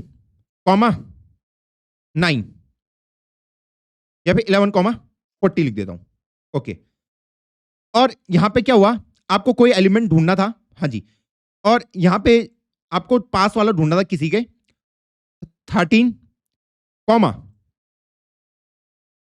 8 मान लीजिए आपको इसको ढूंढना था, तो आप किधर को जाओगे इसको ढूंढने? इधर को ही जाओगे ना, इस साइड को जाओगे ना, हाँ इस साइड को ही। ओके, अब देखो अगर आप इस साइड को चले गए, ऐसा पॉसिबल है ना कि इस साइड को कई एलिमेंट ऐसे हो सकते हैं जो 13, 8 के करीब होंगे। कैसे? क्योंकि भैया यहां पे ऐसा भी हो सकता है कि यहां पे 10, क्या हो 80 हो, ये इससे कितने करीब है, और इधर को तो आपको एलिमेंट बढ़ते ही जाएंगे। अब इधर पहले 11 था, अब इधर 12 आ जाएगा, मान लो इधर 48 आ गया अगला एलिमेंट। इधर को तो इसके दूरी चला जाता रहे, ये दूरी चला जा रहा है, अब ये इधर को सर्च करेगा, फिर इधर को तो और ढूंढेगा तो इसको नहीं मिलेगा, वो इस वाले एरिया पे आ ही नहीं पाया, क्योंकि हमने कट कहां पे लगा था, x = 11 पे लगाया था। तो ये दिक्कत इसके साथ आ जाती है कि 11, 40 है, आपने 13 को कंपेयर किया तो आपने कहा मैं राइट साइड में जाऊंगा, आप राइट साइड में आए ही नहीं, जबकि लेफ्ट साइड वाले में इतने सारे पॉइंटर ऐसे हो सकते हैं जो इसके बहुत ज्यादा करीब है, और इधर वाले कोई थे ही नहीं। ये दिक्कत इस मेथड के साथ आती है, और ये क्रैश करना स्टार्ट कर देता है ये मेथड। अभी तो यहाँ पे 2 डायमेंशन थी, जब यहाँ पे n डायमेंशन होंगी तब और दिक्कत है। और जो मैं आपने कई बार इसको ऑनलाइन देखा होगा कि हम इसको स्पेस पे बांट रहे हैं, पहले हमने x पे बांटा, फिर y पे, फिर x पे y पे। वो काम यही है कि वो यही ट्री को बिल्ड कर रहे हैं कि पहला हमने कट मारा x पे, फिर y पे मारा, फिर x पे मारा, फिर y पे मारा, इस तरीके से कट यहाँ पे लग रहे हैं। तो हमारा जो ये मेथड है, कौन सा मेथड है इस नाम कि भैया डिसीजन ट्री मेथड, या फिर बाइनरी स्पेस पार्टीशन, कि हम स्पेस को पार्टीशन करते रहे कि भैया इतना बड़ा केक है, पहले उसको आधे में कट किया, फिर उस आधे केक को और आधे में कट किया, फिर आधे केक को और आधे में। तो इसको हम बाइनरी करें कि स्पेस को हम पार्टीशन करें। जैसे केक काटते ना, पहले हमने केक को आधे से काटा तो 2 टुकड़े हो जाते हैं, फिर इधर वाले केक को भी आधे में काटा, इधर वाले केक को भी आधे में काटा, ऐसे तो करते हैं। आपके पास जब केक होता है, ये आपके पास केक है, इसको मैं काटता कैसे हूं, आधे में। पहला कट मैंने यहां पे लगाया, हाँ जी, तो ये आधे में बढ़ गया, ठीक है। तो कट मैंने कैसे लगाया, वर्टिकल वाले में लगाया, एक्स डायरेक्शन, एक्स पॉइंट पे मैंने वर्टिकल डायरेक्शन में लगाया। अब अगला कट मैं इधर को लगा सकता हूं, और एक कट मैं इधर को लगा सकता हूं। ये अब स्पेस पे बट्टे लग गया, फिर और काटना इसे, फिर मैं ऐसे करके कट लगाता हूं। तो ये इसमें दिक्कतें आने स्टार्ट हो जाती हैं। अब हम चलते हैं आगे। अब हमारे पास नेक्स्ट जो अप्रोच है उसका नाम है hierarchical navigable small word, HNSW। ये जो मेथड है इसको मैक्सिमम कंपनीज यूज करती हैं। मैंने क्या कहा, ये जो मेथड है ये सबसे फेमस मेथड है और सबसे यूज करने वाला मेथड है कि कैसे हम डेटा को स्टोर करते हैं। अब यहां पे कैसे ये चीजें काम करती है उसको आराम से समझते हैं। देखो यहां पे एक पॉइंट क्लियर करते हैं। यहां पे क्या होता है, आपके पास बहुत सारे वेक्टर्स पड़े हुए हैं, आपके पास बहुत सारे वेक्टर्स पड़े हुए हैं। मैं पहले क्या करता हूं, हर एक वेक्टर को एज अ नोड कंसीडर करता हूं। क्या बोला भैया, हर एक वेक्टर को एज अ नोड कंसीडर करता हूं। जैसे ये एक वेक्टर हो गया, हाँ जी, ऐसे एक वेक्टर हो गया, ये हो गया, हर एक वेक्टर को एज अ नोड कंसीडर करता हूं ऐसे। तो 1 2 3 4 5 6 7 8 9 10 11 12 13 14 15 16, मान लो ये 16 आपके पास वेक्टर प्रेजेंट है, हर एक वेक्टर को मैं नोड कंसीडर कर रहा हूं। उसके बाद मैं क्या करता हूं, हर एक वेक्टर को पकड़ता हूं और ढूंढता हूं कि उसके सबसे पास कितने वेक्टर प्रेजेंट है। मान लो मैंने यहां पे एक एल्गोरिथम बना दिया कि हर एक नोड के सबसे 3 क्लोजेस्ट नोड कौन से यहां पे हैं, उन पे मैं एजेस को ड्रॉ कर दूंगा। क्लियर है? तो मान लो ये वाला सबसे क्लोजेस्ट मेरा है, ये वाला भी इस वाले नोड के सबसे क्लोजेस्ट है, मतलब हर एक नोड के 3 क्लोजेस्ट को आपने उस पे एजेस बना दी। सवाल सुनो, मैंने हर एक वेक्टर को नोड कंसीडर करा, हर एक वेक्टर को नोड, हाँ नोड एक बार बन गया तो मैंने देखा कि कोई वेक्टर किस किस वेक्टर के सबसे क्लोज है। जैसे मैं हूं तो मेरे 3 क्लोजेस्ट वेक्टर कौन से हैं, अगर मैं एक वेक्टर हूं तो मेरे 3 क्लोजेस्ट वेक्टर कौन से हैं, जो मेरे सबसे 3 क्लोजेस्ट होंगे उनके साथ मैं कनेक्शन बना दूंगा, मतलब उन पे मैंने एजेस डाल दी, एक एज इधर डाल दी, एक एज इधर डाल दी, और ऐसी मान लो मैंने एक एज इस पे डाल दी। सेम कहानी हर एक नोड करेगा कि जैसे मान लो ये नोड है तो ये सबसे क्लोज इसका है, ये इसका है, और ये वाला इसका है।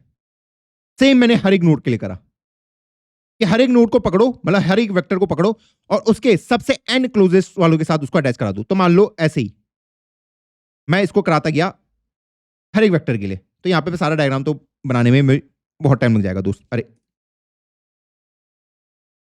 मान लो ये इसके साथ है, ये इसके साथ है, तू भी आ जा भाई, ये इसके साथ, ये इसके साथ, ये इसके साथ, ये इसके साथ, 3 बन गई है, इसके भी 3 बन गए हैं, ये लो भाई। ऐसे मान लो ये इसके साथ। तो मान लो मैंने कनेक्शन बना दिए हैं हर किसी के, ओके। तो इसको कहते हैं हम लेयर जीरो, इसको कहते हैं हम लेयर जीरो। अब मैं यहां पे क्या करता हूं, ये लेयर जीरो मेरा बन चुका है, ध्यान से समझना। मैं क्या करूंगा, इनमें से यहां पे मान लो 16 वेक्टर हैं, तो इनमें से 16 नोड को मैं प्रमोट करके अगले लेवल पे ले जाऊंगा। किन्हीं भी 4 को मैं रैंडमली ऊपर अगली लेयर पे लेके जाऊंगा। मतलब यहां पे मैं हायरार्की बनाने वाला हूं। इससे क्या फायदा होगा अभी आपको कुछ देर में समझ आएगा। तो ये आपकी लेयर जीरो हो गई। तो मान लो मैंने यहां से प्रमोट कर दिया इस वाले नोड को अपर लेवल पे कि भैया आप ऊपर वाले लेवल पे भी प्रेजेंट होने चाहिए, ठीक है। हाँ, सेम मैंने इस वाले नोड को भी ऊपर प्रमोट कर दिया।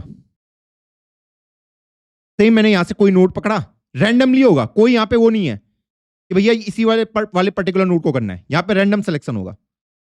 और मान लो यहां से भी मैंने किसी एक नोड को प्रमोट कर दिया,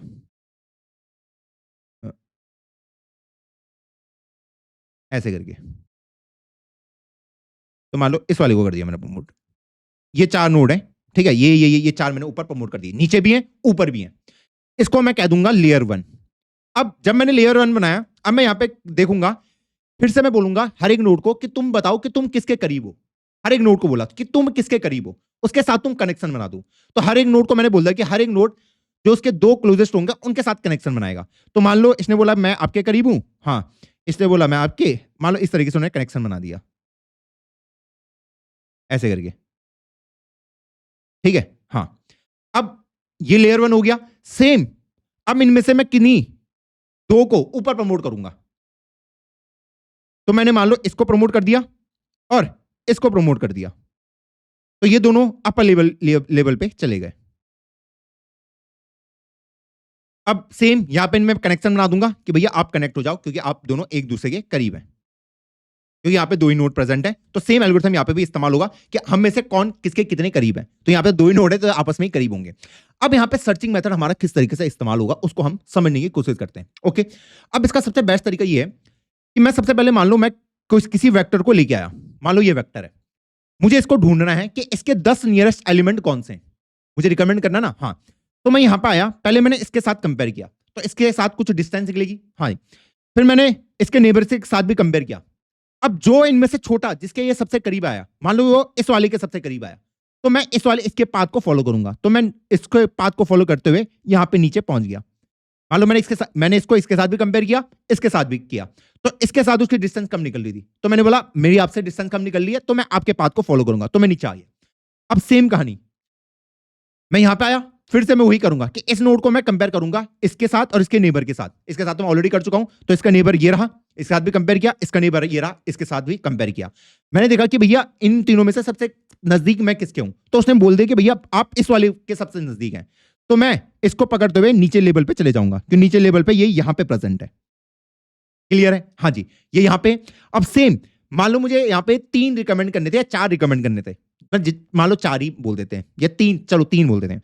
तो पहले मैं इसके साथ कंपेयर करूंगा अब इस वाले को, हाँ जी, इस कंपेयर किया कि क्या आप मेरे क्लोजेस्ट हो, हाँ। फिर इसके नेबर के साथ भी क्लोजनेस चेक कर ली, इसके साथ भी, इसके साथ भी, हाँ जी। तो उसके बाद कि भैया मुझे 3 नियरेस्ट चाहिए, हाँ जी। मैंने कहा थोड़ा सा और फैल जाते हैं, तो थोड़ा और फैल के मैंने उनके नेबर के साथ भी कंपेयर करना स्टार्ट कर दिया। तो मान लो मैंने 5 पकड़ दिए टोटल, कि पहले मैंने इसको पकड़ा, इसके नेबर के साथ करा, हाँ जी। मैंने कहा थोड़ा सा और एक्सपेंड कर देते हैं, उनके साथ भी कंपेयर कर लेते हैं, इसके साथ भी, इसके साथ भी। तो 5 में से जो सबसे शॉर्टेस्ट 3 हुए वो आपने आंसर में लाके दे दिए। इतना आसान ये एल्गोरिथम है, इसमें कुछ भी आपको ऐसा रॉकेट साइंस इसमें है ही नहीं। और इसकी जो टाइम कॉम्प्लेक्सिटी है वो है आपकी लॉग एन टाइम में आप किसी भी एलिमेंट को सर्च कर सकते हैं। यहां पे देखो हायरार्की बनी हुई है। हायरार्की से हमें क्या होता है कि भैया हमें पता है कि हमें किस लेवल पे जाना है, किस डायरेक्शन की ओर जाना है।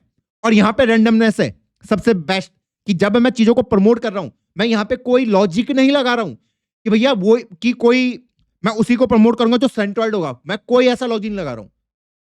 मैं रैंडमली किसी को भी ऊपर प्रमोट कर दे रहा हूं। बस मैं इस एक चीज का हम यहां पे ध्यान रखते हैं, उस चीज को कहते हैं कि भैया ऐसा ना हो कि मैं किसी एक पर्टिकुलर पोर्शन के सारे एलिमेंट को ऊपर प्रमोट कर दूं। मतलब थोड़ा सा, मतलब हर जगह वो डिस्ट्रीब्यूटेड रहे।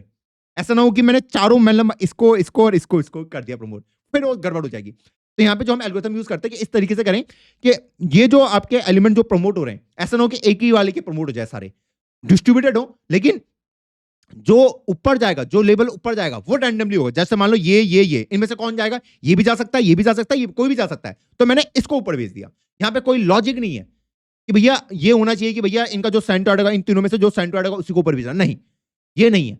सिंपल रैंडमली हम ऊपर भेजते हैं और इसके जो रिजल्ट आ रहे थे वो बहुत ही फिनोमिनल आ रहे थे। फिर यही यहां से ऊपर भेजा, ऊपर भेजा, ऊपर भेजा। तो इस तरीके से हमने लेयरिंग करते गए और जो एल्गोरिथम मैंने अभी आपको समझाया वही यहां पे करना है कि मैं इसके साथ कंपेयर करूंगा, इसके साथ कंपेयर करूंगा, तो जो जिससे कम निकला, मान लो इससे निकला, तो मैंने उसके पाथ को फॉलो कर लिया क्योंकि ये एलिमेंट इस लेयर पर भी प्रेजेंट था। फिर मैंने इसके साथ कंपेयर किया और इसके नेबर के साथ भी कंपेयर किया। ठीक है, जो सबसे कम डिस्टेंस वाला निकला उसको मैंने उसकी ओर मैं बढ़ता गया। अब यहां पे ना एक और टर्म यूज होती है कि मैं हर एक लेवल पे कितने एलिमेंट के साथ उसको कंपेयर करने की कोशिश करूं। जैसे अभी तो मैंने सिर्फ इसको इसके नेबर के साथ कंपेयर करा है कि भैया मैं जब यहां पे आया तो मैंने इसके सिर्फ नेबर के साथ ही कंपेयर किया। क्या मैं औरों के साथ भी कंपेयर कर सकता हूं? तो हर लेवल पर एक वैल्यू यहां पे प्रेजेंट होती है जिसको हम अल्फा भी बोल सकते हैं, जहां पे लिखा रहता है कि भैया आपको कितने एलिमेंट के साथ उसको कंपेयर करना है। तो मान लो अगर वो 3 लिखा है तो मैं मतलब मैं 3 के साथ कंपेयर करूंगा। मैं इस पे आया तो 1 के साथ ये कर लिया, 2 और 3। तो मान लो यहां पे नीचे आया, यहां पे अल्फा की वैल्यू 6 थी, मान लो अगर 6 होती तो यहां पे मैं एटलीस्ट 6 वैल्यू के साथ उसे कंपेयर करता कि वो यहां पे था, इसके साथ भी कर लिया, 2 3, हाँ जी। अब इनके नेबर के साथ ये चौथा, ये पांचवा और एक मान लो इसके साथ 6, तो मैं 6 वैल्यू के साथ कंपेयर करूंगा। तो ये वैल्यू भी आपको डिफाइन करनी पड़ती है कि आप कितनी कितनी वैल्यू के साथ उसे कंपेयर करोगे। तो इस एल्गोरिथम ने जो आपको रिजल्ट ला के दिए हैं वो फिनोमिनल है, ये बहुत ही फास्ट काम करता है दोस्त। क्या पॉइंट क्लियर है?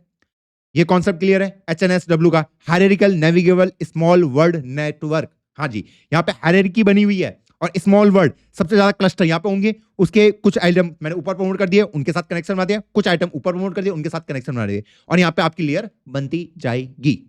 अब हम आते हैं अपनी चौथी अप्रोच के साथ जिसको हम कहते हैं the compression method, product quantization, PQ। हाँ जी, प्रोडक्ट क्वांटाइजेशन मेथड क्या है? अगर आप देखोगे हमारा जो वेक्टर है, कोई भी अगर मैं एक वेक्टर की बात करूं, वो स्पेस तो बहुत ज्यादा लेता है। अगर मुझे सर्चिंग टाइम कम करना है, पहले तो मुझे उसको डेटाबेस के अंदर स्टोर करना पड़ेगा। डेटाबेस के अंदर स्टोर करने का मतलब सेकेंडरी स्टोरेज, मान लो जो आपकी हार्ड डिस्क है, क्योंकि अगर आप देखोगे, मान लो आपके पास कोई सिंगल वेक्टर है, इन नॉर्मल अगर मैं आपसे बात करूं, ये सिंगल वेक्टर है, इसके अंदर वैल्यू इस तरीके से पॉइंट प्रेजेंट रहती है, 0.2, 0.9, ऐसे करते करते करते बहुत सारी वैल्यू यहां पे प्रेजेंट रहती है।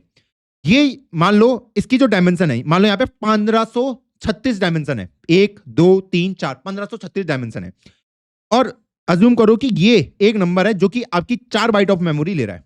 कितनी? 4 बाइट्स ऑफ मेमोरी ले रहा है। तो 1536 कितने लेंगे? 1536 इंटू 4 अगर मैं करूंगा तो 6144 बाइट्स मेमोरी लेगा, सिर्फ एक वेक्टर, अगर उसमें 1536 डायमेंशन है। और मान लो अगर आपके पास बिलियंस ऑफ वेक्टर है तो वो कितनी मेमोरी लेंगे? 6.1 टेराबाइट। इतने डेटा को आपको हार्ड डिस्क के अंदर रखना पड़ेगा। अब देखो दिक्कत ये है कि अगर मैं इतने डेटा को हार्ड डिस्क के अंदर रखता हूं, वहां पे तो कोई दिक्कत नहीं है, लेकिन जब मुझे सर्च वगैरह करना पड़ता है डेटा को, तो पहले मैं उसको हार्ड डिस्क से निकाल के रैम के अंदर लेके आता हूं और फिर उस एलिमेंट को सर्च करता हूं। आप सर्चिंग ऐसे नहीं करते, आप हार्ड डिस्क के अंदर कर दो, क्योंकि हार्ड डिस्क बहुत स्लो है। पहले इस डेटा को, जो कि आपका 6 TB का डेटा है, वो आपके कहां पड़ा हुआ है? कहां पड़ा हुआ है? हार्ड डिस्क के अंदर पड़ा हुआ है या SSD के अंदर पड़ा है। तो जब भी मुझे कुछ एलिमेंट को, किसी आइटम को सर्च करना है, तो उसके पोर्शन को मुझे कहां उठा के लाना पड़ता है? रैम के अंदर। फिर रैम के अंदर मैं उस चीज को ढूंढने की कोशिश करता हूं, क्योंकि रैम आपकी फास्ट होती है। तो अगर आपको मान लो इतना डेटा 6.1 TB डेटा आपके हार्ड डिस्क के अंदर प्रेजेंट है, तो क्या आप इस पूरे डेटा को उठा के रैम के अंदर ला सकते हो? और इतनी रैम कहां से लाओगे आप कि 6.1 टेराबाइट रैम को एक साथ वो हैंडल कर पाए? हाँ, पोर्शन पोर्शन करके भी लाते लोग कि पहले मैं 100 MB ले आया, फिर 100 MB ले आया, 100 MB ले आया, फिर पहले 100 MB में सेट कर लिया, फिर अगले 100 MB में, पर उस प्रोसेस बहुत स्लो हो जाएगा कि पहले मैं 100 MB लेके आया, फिर मैं अगली 100 MB लेके आया, प्रोसेस स्लो हो जाएगा। इस तरीके से मैं 6.1 TB लेके आया, ये प्रोसेस बहुत स्लो है। क्या हम ऐसा कुछ कर सकते हैं कि मैं इस डेटा को कंप्रेस कर पाऊं? हाँ जी, कंप्रेशन की मैं बात कर रहा हूं। क्या मैं इस डेटा को कंप्रेस कर सकता हूं? ये जो डायमेंशन है 0.0.9, हाँ जी 1536 डायमेंशन, क्या मैं इसको कंप्रेस कर सकता हूं? जैसे आपने देखा होगा एक चीज आपने कलर का देखा होगा ना, हाँ जी, कि जब भी मैं कलर को दिखाता हूं, कोई भी कलर हो, तो भैया उसके अंदर कुछ वैल्यू होती है, 1 2 3 1 122। तो मान लो ये कलर है किसी एक का, ये दिखाता है कि उसमें रेड की मात्रा कितनी है, ग्रीन की मात्रा कितनी है और ब्लू की मात्रा कितनी है। ये तो दिखाता है 8 GB। हाँ जी, तो मान लो ये कलर है पिंक। हाँ जी, तो पिंक में रेड की मात्रा 12 होगी, इसकी 31 होगी, इसकी 122 होगी। इसको मैं आपको यहां पे भी दिखा देता हूं। या अगर आप देखोगे कोई भी कलर का आप ढूंढते हो 8 GB, ठीक है, यहां पे वैल्यू होगी 0 से लेकर 255 तक, 0 से लेकर 255 तक, 0 से लेकर 255 तक।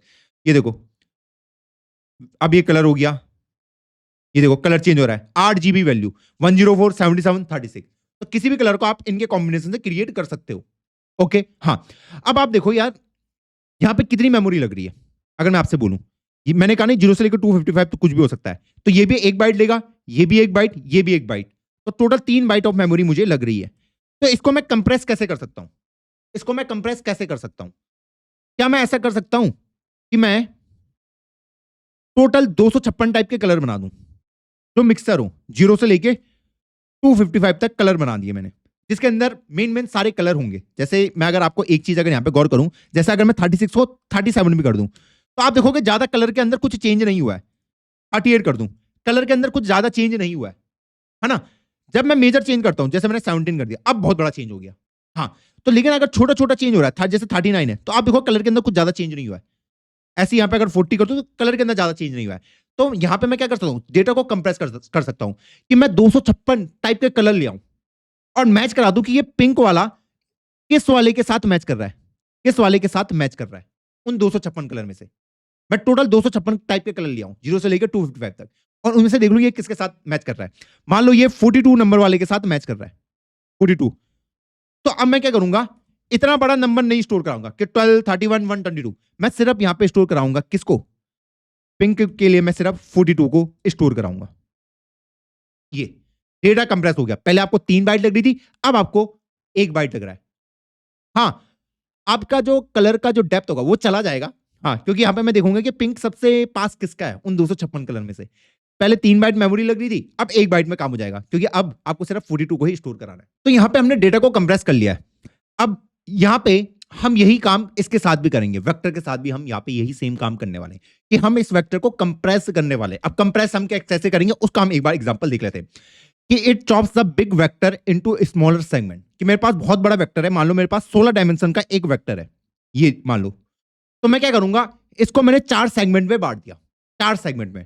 तो 4 सेगमेंट में बांटने का मतलब क्या है कि भैया एक सेगमेंट आपका यहां से लेके यहां तक हो गया, ये एक सेगमेंट, अगला सेगमेंट 1 2 3 4, अगले सेगमेंट में यहां से लेके यहां तक आएगा, अगले सेगमेंट में अगले 4, 1 2 3 4,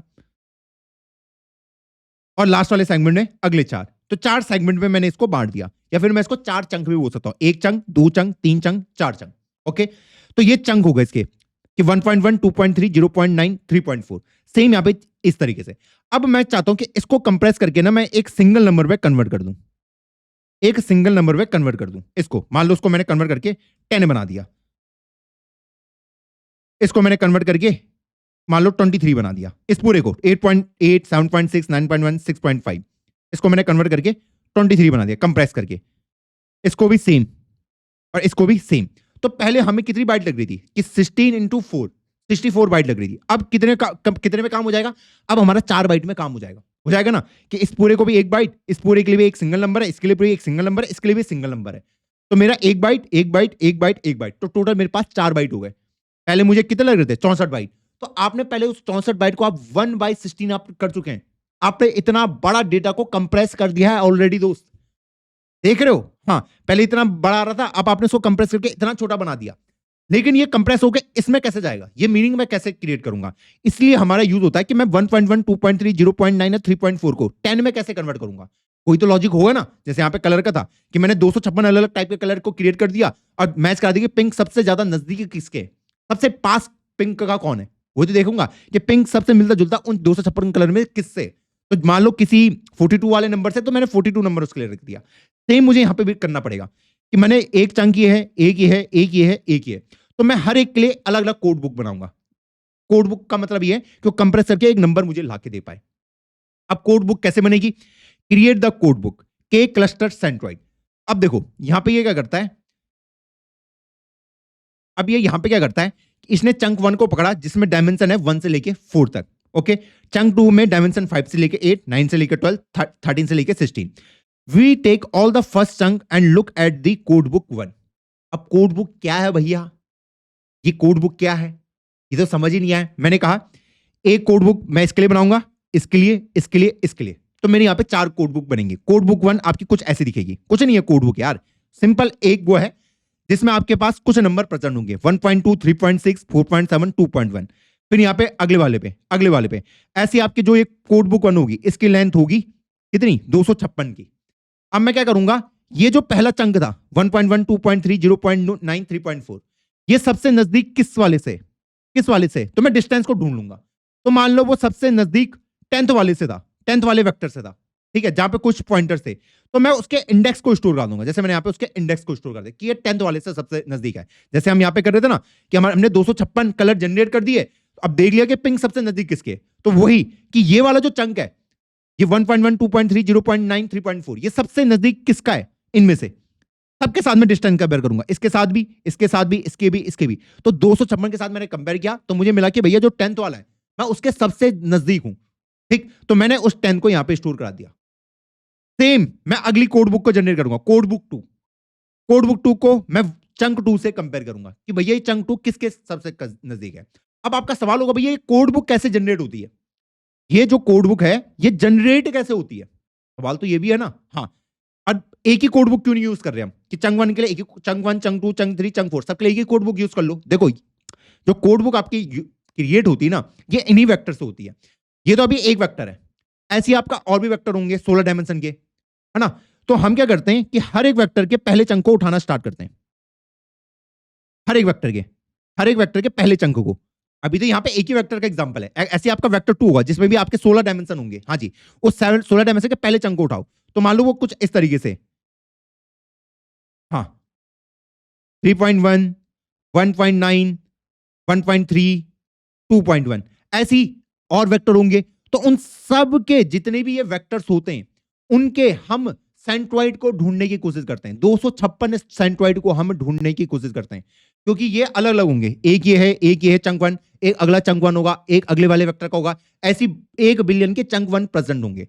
तो मैं उनके सेंट्रॉइड को ढूंढने की यहां पे कोशिश करूंगा। यहां पे आप क्लस्टरिंग भी कर सकते हो, क्या कर सकते हो, क्लस्टरिंग, जैसे हम क्लस्टरिंग कर रहे थे ना पहले वाले में। हाँ, ये वाला अगर आपको याद होगा, ये वाला, ये क्लस्टर, क्योंकि वो भी 4 पॉइंट है कि वो 4 पॉइंट यहां पे दर्शा रखा है, यहां पे इस डायमेंशन में, यहां पे, तो उनके मैं क्लस्टर बनाऊंगा, इस तरीके से क्लस्टर बनाऊंगा और उन क्लस्टर के सेंट्रॉइड को निकाल दूंगा। तो मान लो मैंने 256 क्लस्टर बनाए टोटल, उन 256 क्लस्टर के जो सेंट्रॉइड होगा वही कोड बुक 1 है। कोड बुक 1 कुछ नहीं है, कोड बुक 1 आपकी कुछ नहीं है कि आपने क्या करा, 1 बिलियन रिकॉर्ड है, 1 बिलियन आपके पास रिकॉर्ड है, उसके आपने चंक 1 को उठाया। चंक 1 कौन से है, जो उसके पहले के 4 डायमेंशन होने वाली है, उनको आपने ड्रॉ किया। हाँ जी, उसमें से आपने 256 क्लस्टर बनाए, क्योंकि वो फैले होंगे ना कहीं उस डायमेंशन में, जैसे ये वाला फैल रखा था पूरा।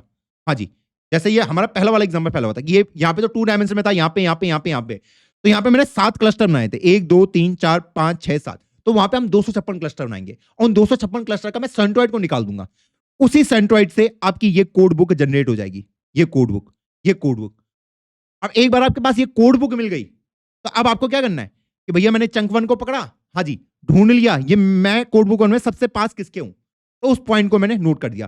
सेम मैं चंक 2 के लिए करूंगा कि 1 बिलियन रिकॉर्ड को पकड़ूंगा, चंक 2 को उसका देखूंगा और उसमें से 256 क्लस्टर बनाऊंगा। 256 क्लस्टर बनाने का मतलब ये कि उनके 256 सेंट्रॉइड को फाइंड करूंगा, वही 256 सेंट्रॉइड आपके ये रहे। ऐसे ही आपका अगले वाले के लिए होगा, ऐसे ही आपके अगले वाले के लिए होगा। इस तरीके से आपने कोड बुक को जनरेट किया। अब आपके पास वो सारे पॉइंट मिल जाएंगे। तो मान लो कोड बुक 3 में ये वाला है आपके 123 में और ये वाला है आपके पास 16 में। तो पहले आपको जो इतने सारा लग रहा था 16 बाइट, अब आप इसी को कंप्रेस करके ऐसे करके दर्शा सकते हो कि 10, 23, 123 और 16, ये आपने यहां पे कन्वर्जन कर दिया। तो पहले मुझे 64 बाइट लग रहे थे, अब मुझे यहां पे 4 बाइट में मेरा काम हो जा रहा है। तो डेटा को मैंने काफी हद तक कंप्रेस कर दिया। अब यहां पे आप किसी भी डेटा को सर्च कैसे करोगे, क्या ये आप खुद से होमवर्क में सोच सकते हैं कि इसके अंदर मैं सर्च कैसे करूंगा? देखो सर्च करना बहुत ही आसान है कि 1.5 2.1 मान लो मेरे पास एक क्वेरी आई है, ये क्यू नाम की क्वेरी आई है, इसको मुझे ढूंढना है कि इसके 10 नियरेस्ट कौन कौन से प्रेजेंट है। कैसे ढूंढूंगा? पहले वही सेम कहानी कि इसके भी, क्योंकि वो सब के सब कैसे हुए, कंप्रेस्ड फॉर्म में मैंने स्टोर कर रखे हैं। अब देखो जब भी आपके पास डेटा कंप्रेस होगा तो कुछ ना कुछ आपकी इंफॉर्मेशन लॉस्ट होने वाली है, वो एक्यूरेसी नहीं रहेगी डेटा में। जब भी आप डेटा को कंप्रेस करोगे, अगर आप अपनी इमेज को भी कंप्रेस करते हो तो उस लेवल की इमेज तो नहीं रहती ना, जो पहले मतलब वो पहली वाली बात तो नहीं रहती, समझ रहे हो? हाँ। अब यहां पे हमने क्या करा कि भैया अगर मुझे करना है तो सबसे पहले मैंने इसके चंक बनाने स्टार्ट किए, 1.5 2.1 0.8 3.9, इस तरीके से मैंने इसके 4 चंक बनाए। उसके बाद build the distance lookup table. अब मैंने क्या करा, क्योंकि मुझे पता है मेरे पास जो कोड बुक 1 है उसके पास 256 अलग अलग नंबर है। हाँ जी, कोड बुक के पास भी, कोड बुक 2 के पास भी 256 अलग अलग है, सेंट्रॉइड है। कोड बुक 3 के पास भी है, हाँ, और ऐसी आपके पास कोड बुक 4 के पास भी है। हर किसी के पास 256 ही तो है। हाँ, कोड बुक 1 वाले के पास 256 अलग अलग ये पॉइंट्स है, ऐसी कोड बुक वाले के पास भी होंगे, कोड बुक 3 के पास होंगे, कोड बुक 4 वाले के पास होंगे। तो मैं क्या करूंगा, इस चंक 1 वाले का कोड बुक 1 से 256 आपके ये पॉइंट्स आ रहे हैं, सबके साथ डिस्टेंस कैलकुलेट कर दूंगा। फिर चंक 2 के लिए भी सेम करूंगा, चंक 3 के लिए भी 256 के साथ कंपेयर कर लूंगा, और चंक 4 के लिए भी मैं सारी डिस्टेंस कैलकुलेट करके पहले ही रख दूंगा। पॉइंट क्लियर है? हाँ। अब इससे मेरे पास डिस्टेंस आ जाएगी। हाँ जी, कि मान लो मेरे पास 1.5 2.1 0.8 3.9, तो इसने इसके साथ डिस्टेंस कंपेयर कर लिया, फिर इसके साथ भी कर लिया, इसके साथ भी कर लिया, इसके साथ भी कर लिया, इसके साथ भी कर लिया। कौन सी डिस्टेंस? वही जो आपके यूक्लिडियन डिस्टेंस आएगी। तो मतलब आपके पास ऑलरेडी 256 डिस्टेंस आ चुकी है कोड बुक 1 के लिए, 256 डिस्टेंस इसके लिए भी, इसके लिए भी, इसके लिए भी। ओके, हाँ। अब मैं यहां पे क्या कर सकता हूं, ये देखो, ये देख लीजिए आप कि मैंने हर किसी के लिए डिस्टेंस को कैलकुलेट कर दिया। अब मेरे को मिल लिया आप चीज, और यह काम आसान है। अब मुझे इसके सबसे नियरेस्ट किसी के साथ भी अगर कंपेयर करना है, ठीक है, अब आप देख सकते हो ना कि आपका डेटा कंप्रेस होकर बहुत ही कम बन चुका है। अब आप उसको रैम में रख सकते हो। अब मैं यहां पे डिस्टेंस को फाइंड कैसे करूंगा, क्योंकि डिस्टेंस तो मैं निकाल सकूं। चंक 1 ने 256 के साथ अपनी डिस्टेंस कंपेयर कर ली, चंक 2 ने भी कर ली, चंक 3 ने भी कर ली, चंक 4 ने भी कर ली। अब मान लो मेरे पास, मुझे उसकी डिस्टेंस कंपेयर करनी है इस वाले से, 10 23 123 और 16, इसके साथ डिस्टेंस को कंपेयर करना है कि इसकी डिस्टेंस इससे कितनी है। तो मैं क्या करूंगा, क्योंकि मैंने ऑलरेडी चंक 1 की सारी डिस्टेंस निकाल ली है 256 वाले से सबके साथ, तो 256 डिस्टेंस मेरे पास यहां पे होंगी। तो मैं 10th वाले पे जाऊंगा, देखूंगा उस 10th वाले पे 256 डिस्टेंस में क्या लिखा है, ठीक है। तो मान लो वहां पे वैल्यू लिखी है 1.3। सेम अगले है 23, तो मैं डिस्टेंस देखूंगा 23 वाले में, मान लो वहां पे वैल्यू लिखी है 6.1। फिर अगले वाले में देखा 123 पे चेक करो, तो वहां पे मैंने चेक करा कि वैल्यू लिखी है 1.5। फिर अगले वाले पे चेक किया, चंक 4 ने अपने कोड बुक पे चेक किया और वहां पे डिस्टेंस लिखी है 9.1। तो इनको जब मैंने ऐड किया 9 6 15 16 17, मान लो ये वैल्यू आ गई आपके 18। तो इस तरीके से आपने डिस्टेंस निकाल ली। यहां पे हमने कोड बुक में क्या किया, एक बार इसको रिपीट कर देता हूं, देखो आपको भूलना नहीं है। मैंने क्या किया, इसका जब मैंने चंक 1 किया, क्योंकि कोड बुक में 256 पॉइंटर्स आपके पास प्रेजेंट है अलग अलग, तो वो मैंने एडवांस में ही सबको कैलकुलेट करके रख दिया, हर किसी के लिए एक ही बार कैलकुलेट कर लिया। तो मान लो 1.5 2.1 0.8 3.9 को मैंने इसके साथ कंपेयर किया, इसकी डिस्टेंस, वो डिस्टेंस निकल गई, तो वो आपके जीरो वाले इंडेक्स पे आ जाएगी। तो मान लो वो थी आपकी ये 1.3। फिर मैंने अगले वाले के साथ कंपेयर कर दी 1.1 3.2 4.5 2.8, तो उसकी आ गई ऐसे 2.3, सॉरी 2.3। और ऐसे ये चलते चलते मैंने सबके साथ ये फाइंड कर दी, 256 थे ये, सबके साथ फाइंड कर दी। तो यहां पे मैंने क्या किया कि जब मुझे इससे इस वाले वेक्टर से कंपेयर करना था उसके डिस्टेंस को, तो मैं डायरेक्टली चेक कर सकता हूं ना, ये 10 है, तो मैं 10th वाले इंडेक्स पे चल रहा हूं, 0 1 2, क्योंकि ऑलरेडी कैलकुलेट हो रखा है। तो उस 10th वाले इंडेक्स पे वैल्यू लिखी हुई थी 1.3, सेम 6.1, अगला वैल्यू क्या था 23 था आपके पास, तो कोड बुक के मैं 23 वाले इंडेक्स पर चले जाऊंगा और देख लूंगा कि वहां पे वैल्यू लिखी है 6.1, और इनके डिस्टेंस को मैं इस तरीके से इजीली कैलकुलेट कर सकता हूं। तो मैंने जो डिस्टेंस है प्री कैलकुलेट करके रख दिया, ताकि मुझे बार बार कैलकुलेट ना करना पड़े। इन सारी को मैंने, ये कितने होंगे आपका सम करें तो 1024 जो आपकी कैलकुलेशन है वो आपने एडवांस में कर दी। अब आपके लिए आसान है कि जब भी आपको डिस्टेंस निकालनी हो किसी और वेक्टर से, जैसे ये वेक्टर था, इसी से अगर आपको डिस्टेंस निकालनी है तो अब आप वो आराम से निकाल सकते हैं। वेक्टर 1 से इसकी डिस्टेंस इतनी है, क्योंकि वेक्टर 1 से डिस्टेंस इतनी है। मान लो ऐसी आपके पास वेक्टर 2 है, उसकी वैल्यू है कुछ ऐसे, तो अब आप वेक्टर 2 से भी उसकी वैल्यू को निकाल सकते हैं। मान लो वो इस तरीके से स्टोर हो रखा है 16 इस तरीके से, तो आप वेक्टर 2 से भी उसकी डिस्टेंस को निकाल सकते हो। सिंपल, कुछ नहीं करना कि आप पहले वाले पे जाओगे, 11th वाले इंडेक्स से देखोगे जो वैल्यू है उससे कंपेयर कर लोगे। अब ऐसे ही मान लो अगर आपके पास 1 बिलियन रिकॉर्ड है तो ये कंपैरिजन आपको 1 बिलियन रिकॉर्ड के साथ करना पड़ेगा, और जो 10 सबसे शॉर्टेस्ट होंगे उस डिस्टेंस को आप रिटर्न करके दे देंगे। अब आपका सवाल ये होगा कि भैया अगर मेरे पास 1 बिलियन रिकॉर्ड के साथ अगर मैं यहां पे कंपेयर कर रहा हूं तो ये प्रॉब्लम तो पहली वाली हो गई कि मेरे पास कोई क्वेश्चन आया और मैं उसको सबके साथ कंपेयर कर रहा हूं, क्योंकि डिस्टेंस तो मुझे सबके साथ निकालनी पड़ेगी ना। हाँ, लेकिन अगर आप यहां पे गौर करोगे, पहले हम बहुत बड़े डेटा के साथ कंपेयर कर रहे थे, वो डेटा फुल फॉर्म में था, लेकिन अब हम कंप्रेस्ड डेटा के साथ उसको कंपेयर कर रहे हैं। अब यहां पे एक कमाल की चीज देखते हैं कि मान लो मेरे पास 1536 डायमेंशन यहां पे प्रेजेंट है, 1536 डायमेंशन, इसको मैं कितना कंप्रेस कर सकता हूं? तो मान लो यहां पे मैंने डिसाइड कर लिया कि मैं इसके 12 सेगमेंट बनाऊंगा, या फिर 12 चंक मैं इसके बनाने वाला हूं, चंक में मैं इसको डिवाइड करूंगा। ओके, तो अगर मैं इसको 12 सेगमेंट में डिवाइड करता हूं तो मान लो पहले इसमें थी 1536 डायमेंशन इसके अंदर, तो मैंने इसके 12 सेगमेंट बनाए, तो हर एक के अंदर 128 डायमेंशन प्रेजेंट होंगी, हर एक के अंदर, हर एक चंक के अंदर होगी, नहीं होगी? हाँ, ऐसे ये टोटल कितने हो जाएंगे आपके? 12 टोटल। ठीक, अब यहां पे 128 डायमेंशन पे जो नंबर है उनको मैंने एक सिंगल नंबर से रिप्रेजेंट करूंगा। जो 128 डायमेंशन को सिंगल एक नंबर से, मान लो वो नंबर है 16, सेम इस 128 डायमेंशन में जितने भी एलिमेंट है उसको एक सिंगल नंबर से, उसका मान लो 11, ऐसे ही चलते चलते सबको मैंने रिप्रेजेंट कर दिया। मान लो अगले वाले का 201 आ गया, तो आप देख सकते हो अब मेरे पास ये 1536 डायमेंशन वाला जो एरे था उसको मैंने कंप्रेस करके एक 12 नंबर का एरे बना दिया। और इसमें अगर आप गौर करोगे, ये 1 बाइट देगा, ये भी 1 बाइट, ये भी 1 बाइट, क्योंकि यहाँ पे जो कोड बुक होगी आपकी उसका जो साइज है वो 256 बाइट का है, सॉरी 256 साइज की आपकी कोड बुक होने वाली है। अगर आपकी कोड बुक 256 साइज की होगी तो मतलब वो 1 बाइट मेमोरी लेगी, मतलब उसकी जो इंडेक्सिंग होगी 0 से लेकर 255 आप कुछ भी नंबर यहाँ पे रख सकते हैं। तो अगर आप यहाँ पे देखो, ये भी 1 बाइट, ये भी 1 बाइट, ये भी, तो टोटल अब आपको 12 बाइट ही लग रही है मेमोरी। पहले आपको कितनी लग रही थी? पहले आपको 1536 इंटू 4 6144 बाइट लग रही थी। अब वही डेटा को स्टोर करने के लिए आपके पास 12 बाइट लग रहे हैं। तो अगर मैं 12 बाइट को 12 बिलियन से मल्टीप्लाई कर दूं तो कितना आएगा ये? तो ये अप्रोक्सीमेटली आपका कितना आएगा? 12 बिलियन, 1 बिलियन यहां पे लिखते हैं, 1 बिलियन इंटू 12 बाइट कितना आ रहा है? 1 बिलियन, देखो 12 जीबी में अब मेरा काम हो गया, 12 जीबी के अंदर मेरा काम हो गया दोस्त। हाँ जी, देख रहे हो, 12 जीबी के अंदर, पहले 6.1 टेराबाइट था, अब वही डेटा को स्टोर करने के लिए मेरे पास कितना हो गया? 12 जीबी के अंदर मैंने उस डेटा को कंप्रेस करके रख दिया। अब इस डेटा को मैं रैम के अंदर रख सकता हूं।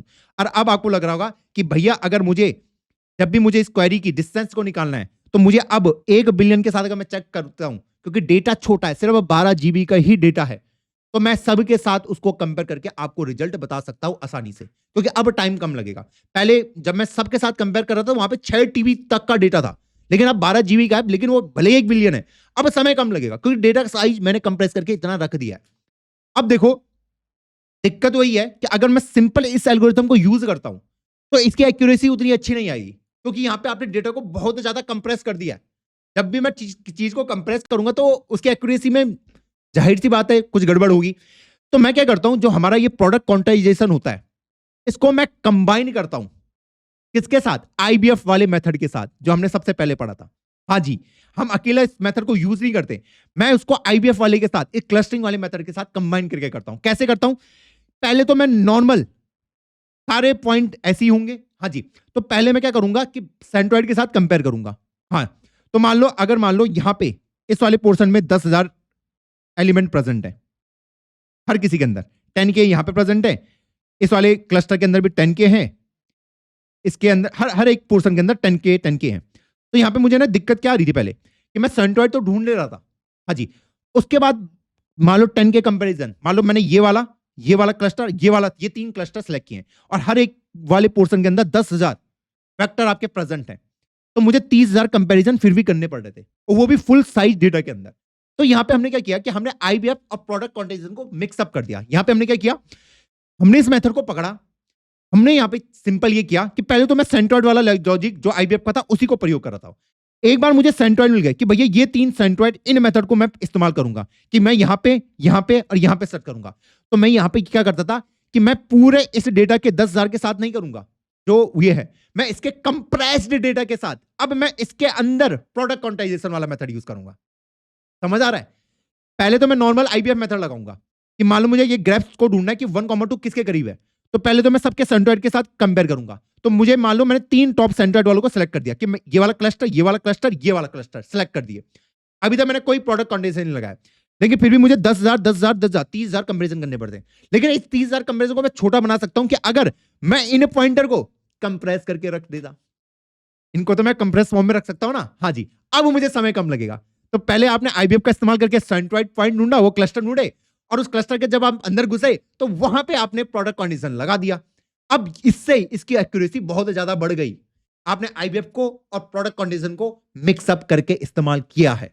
जी हां, ये रहा ये मेथड। आई होप आपको ये अब समझ आ गया होगा।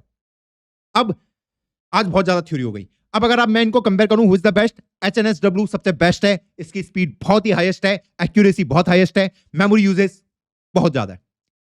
एचएनएसडब्ल्यू जो हमारा थर्ड मेथड है, क्योंकि सब कुछ कंपेयर हो रहा था।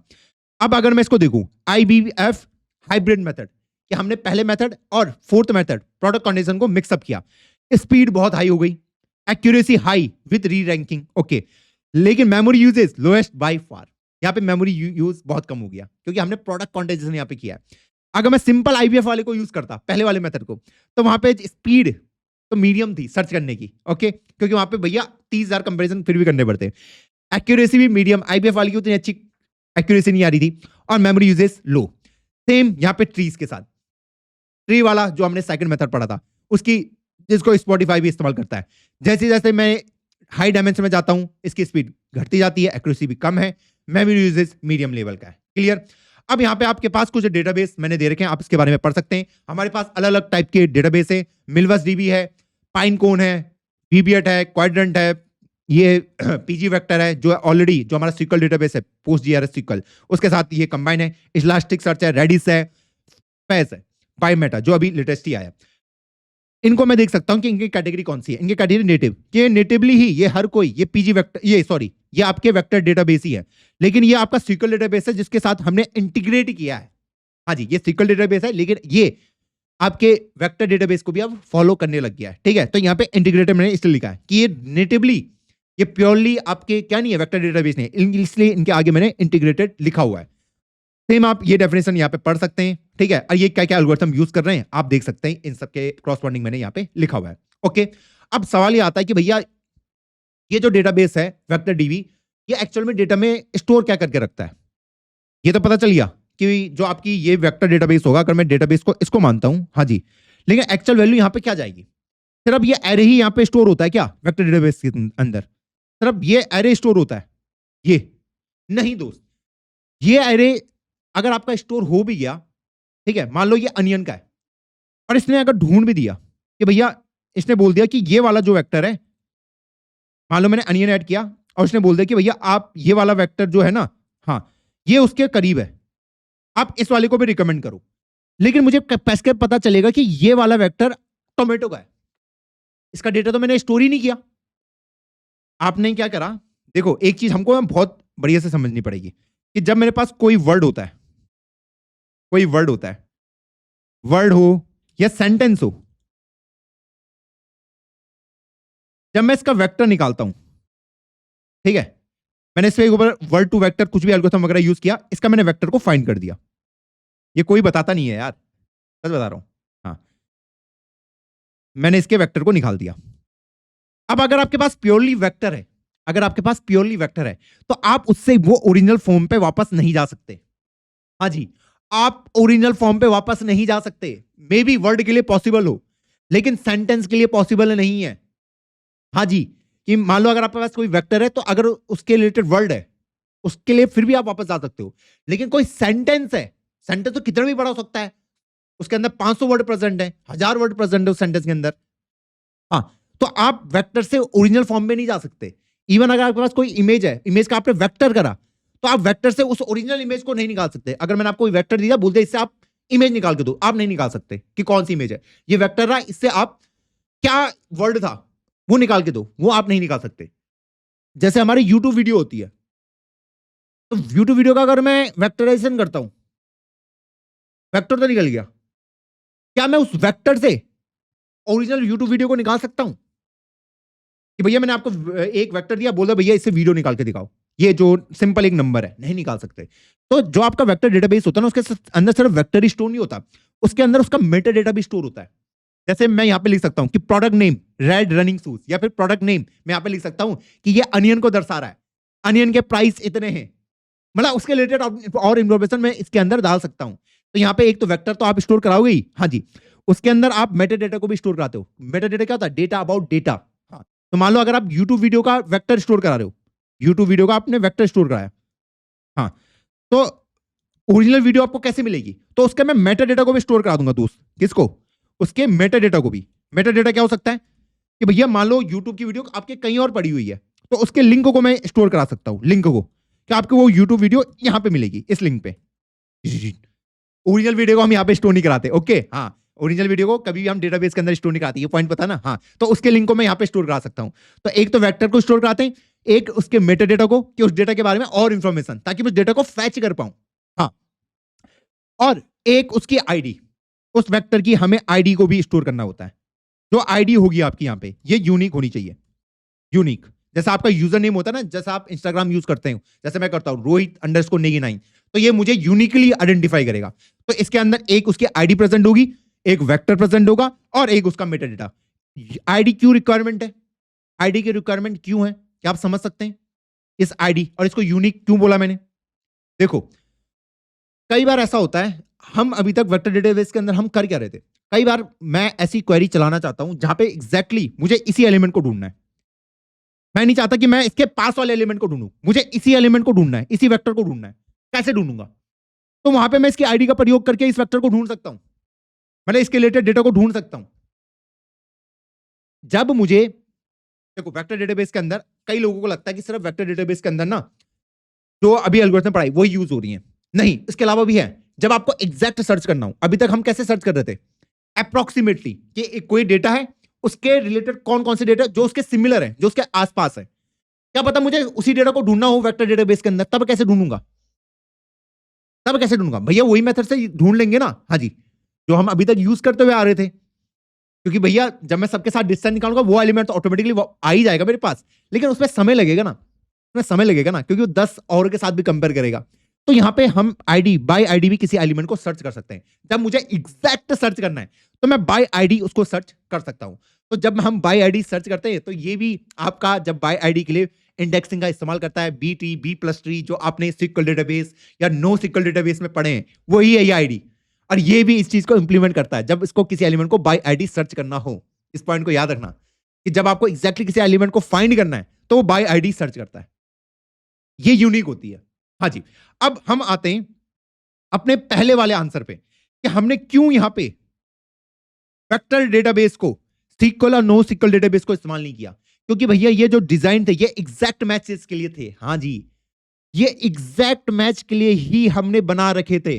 एग्जैक्ट मैच होने का मतलब क्या है कि मेरे डेटाबेस के अंदर मैं बोल रहा हूं कि भैया रोहित नेगी 9 का, मान लो मेरा इंस्टाग्राम का डेटाबेस है, मैं बोल रहा हूं रोहित नेगी 9 का सारे जो कमेंट्स है उसको फैच करके लाओ, तो सिर्फ रोहित नेगी 9 के कमेंट्स को वो फैच करके लेकर आएगा, मतलब एग्जैक्ट डेटा को। इसमें क्या हो रहा था वेक्टर डेटा पे, उसके करीब करीब वालों के लिए भी मैं निकाल के ला रहा था, खुद को नहीं। जैसे अगर मैं बोलूं, अगर अपने इसी वेक्टर डेटा को बोलूं कि रोहित नेगी 9 से मिलते जुलते और कौन कौन सी प्रोफाइल है, क्या मेरे ये सिक्वल डेटाबेस निकाल सकते हैं? ये सिक्वल और नो सिक्वल डेटाबेस, क्या इसको फाइंड आउट करके ला सकते हैं? ये एग्जैक्ट मैच के लिए बने, ये इसके लिए नहीं बने कि उसके अगल बगल वाले। मुझे अगर तेरा डेटा निकाल के लाना है, मैं वो निकाल के ला सकता हूं, पर मैं ऐसा नहीं बोल सकता रोहित नेगी 9 के मिलते जुलते और कौन कौन सी प्रोफाइल है। उसके लिए मुझे वेक्टर डीबी लगेगा, जो कि आपके लिए सिमिलैरिटी सर्च मार सकता है कि मेरे सिमिलर और कौन कौन है। ये नहीं मार सकती, ये एग्जैक्ट सर्च के लिए। मैं अगर इसको बोलूंगा ना कि मेरे को वो यूजर ला के दो जिनकी एज एग्जैक्टली 10 है, तो अब इसको पता है कि भैया मुझे एग्जैक्ट 10 वाले की उन सबको ढूंढ के लाना है। लेकिन मैं इसको ऐसा नहीं बोल सकता कि भाई आप किसी ऐसे पर्सन को ढूंढ के लेके आओ जो साइको हो। साइको हो, साइको हो इंस्टाग्राम में मैं कैसे पता करूंगा कि कोई साइको है या नहीं है? ऐसा तो कुछ है ही नहीं मेरे पास। लेकिन वेक्टर डेटा पे हम निकाल के ले आ सकते हैं, हम यूजर का बिहेवियर को पकड़ सकते हैं और वहां से हम निकाल के ला सकते हैं कि अच्छा ये साइको है, इनको हम फैच करके ले आए। तो ये एग्जैक्ट मैच के लिए होता है। कौन? सिक्वल और नो सिक्वल। अगर मैं आपको इसका डायग्राम भी दिखाऊं, ये रहा, ये बी प्लस ट्री। जैसे अगर आपके पास ये ईमेल आईडी, नेम और पासवर्ड है, तो ईमेल आईडी इसकी ये हो गई, इसकी ये हो गई। इसको हम वेक्टर डेटाबेस के अंदर स्टोर कैसे करते हैं? सॉरी, हम इसको सीक्वल डेटाबेस के अंदर स्टोर कैसे करते हैं? सिंपल, हम यहाँ पे बाइनरी ट्री बनाते हैं, बी प्लस ट्री, कि भैया सबसे पहले वही कि भैया इतना सारा डेटा मेरे पास, ईमेल आईडी यहाँ पे यूनिक है, तो मैं यहाँ पे क्या करता हूँ, diana@gmail.com, हाँ जी, उससे बड़े वाले राइट साइड में, उससे छोटे वाले लेफ्ट साइड में। तो डियाना का अगर आप देखोगे, ये बॉब है, तो ये बॉब तो लेफ्ट में आएगा क्योंकि डी बड़ा है बॉब से, हाँ जी, और एफ बड़ा है डी से, तो ये राइट साइड में। सेम वही, ये लेफ्ट साइड राइट साइड, इस तरीके से। तो यहां पे आप एग्जैक्ट मैच करके ला सकते हैं। ये बी ट्री है इसका।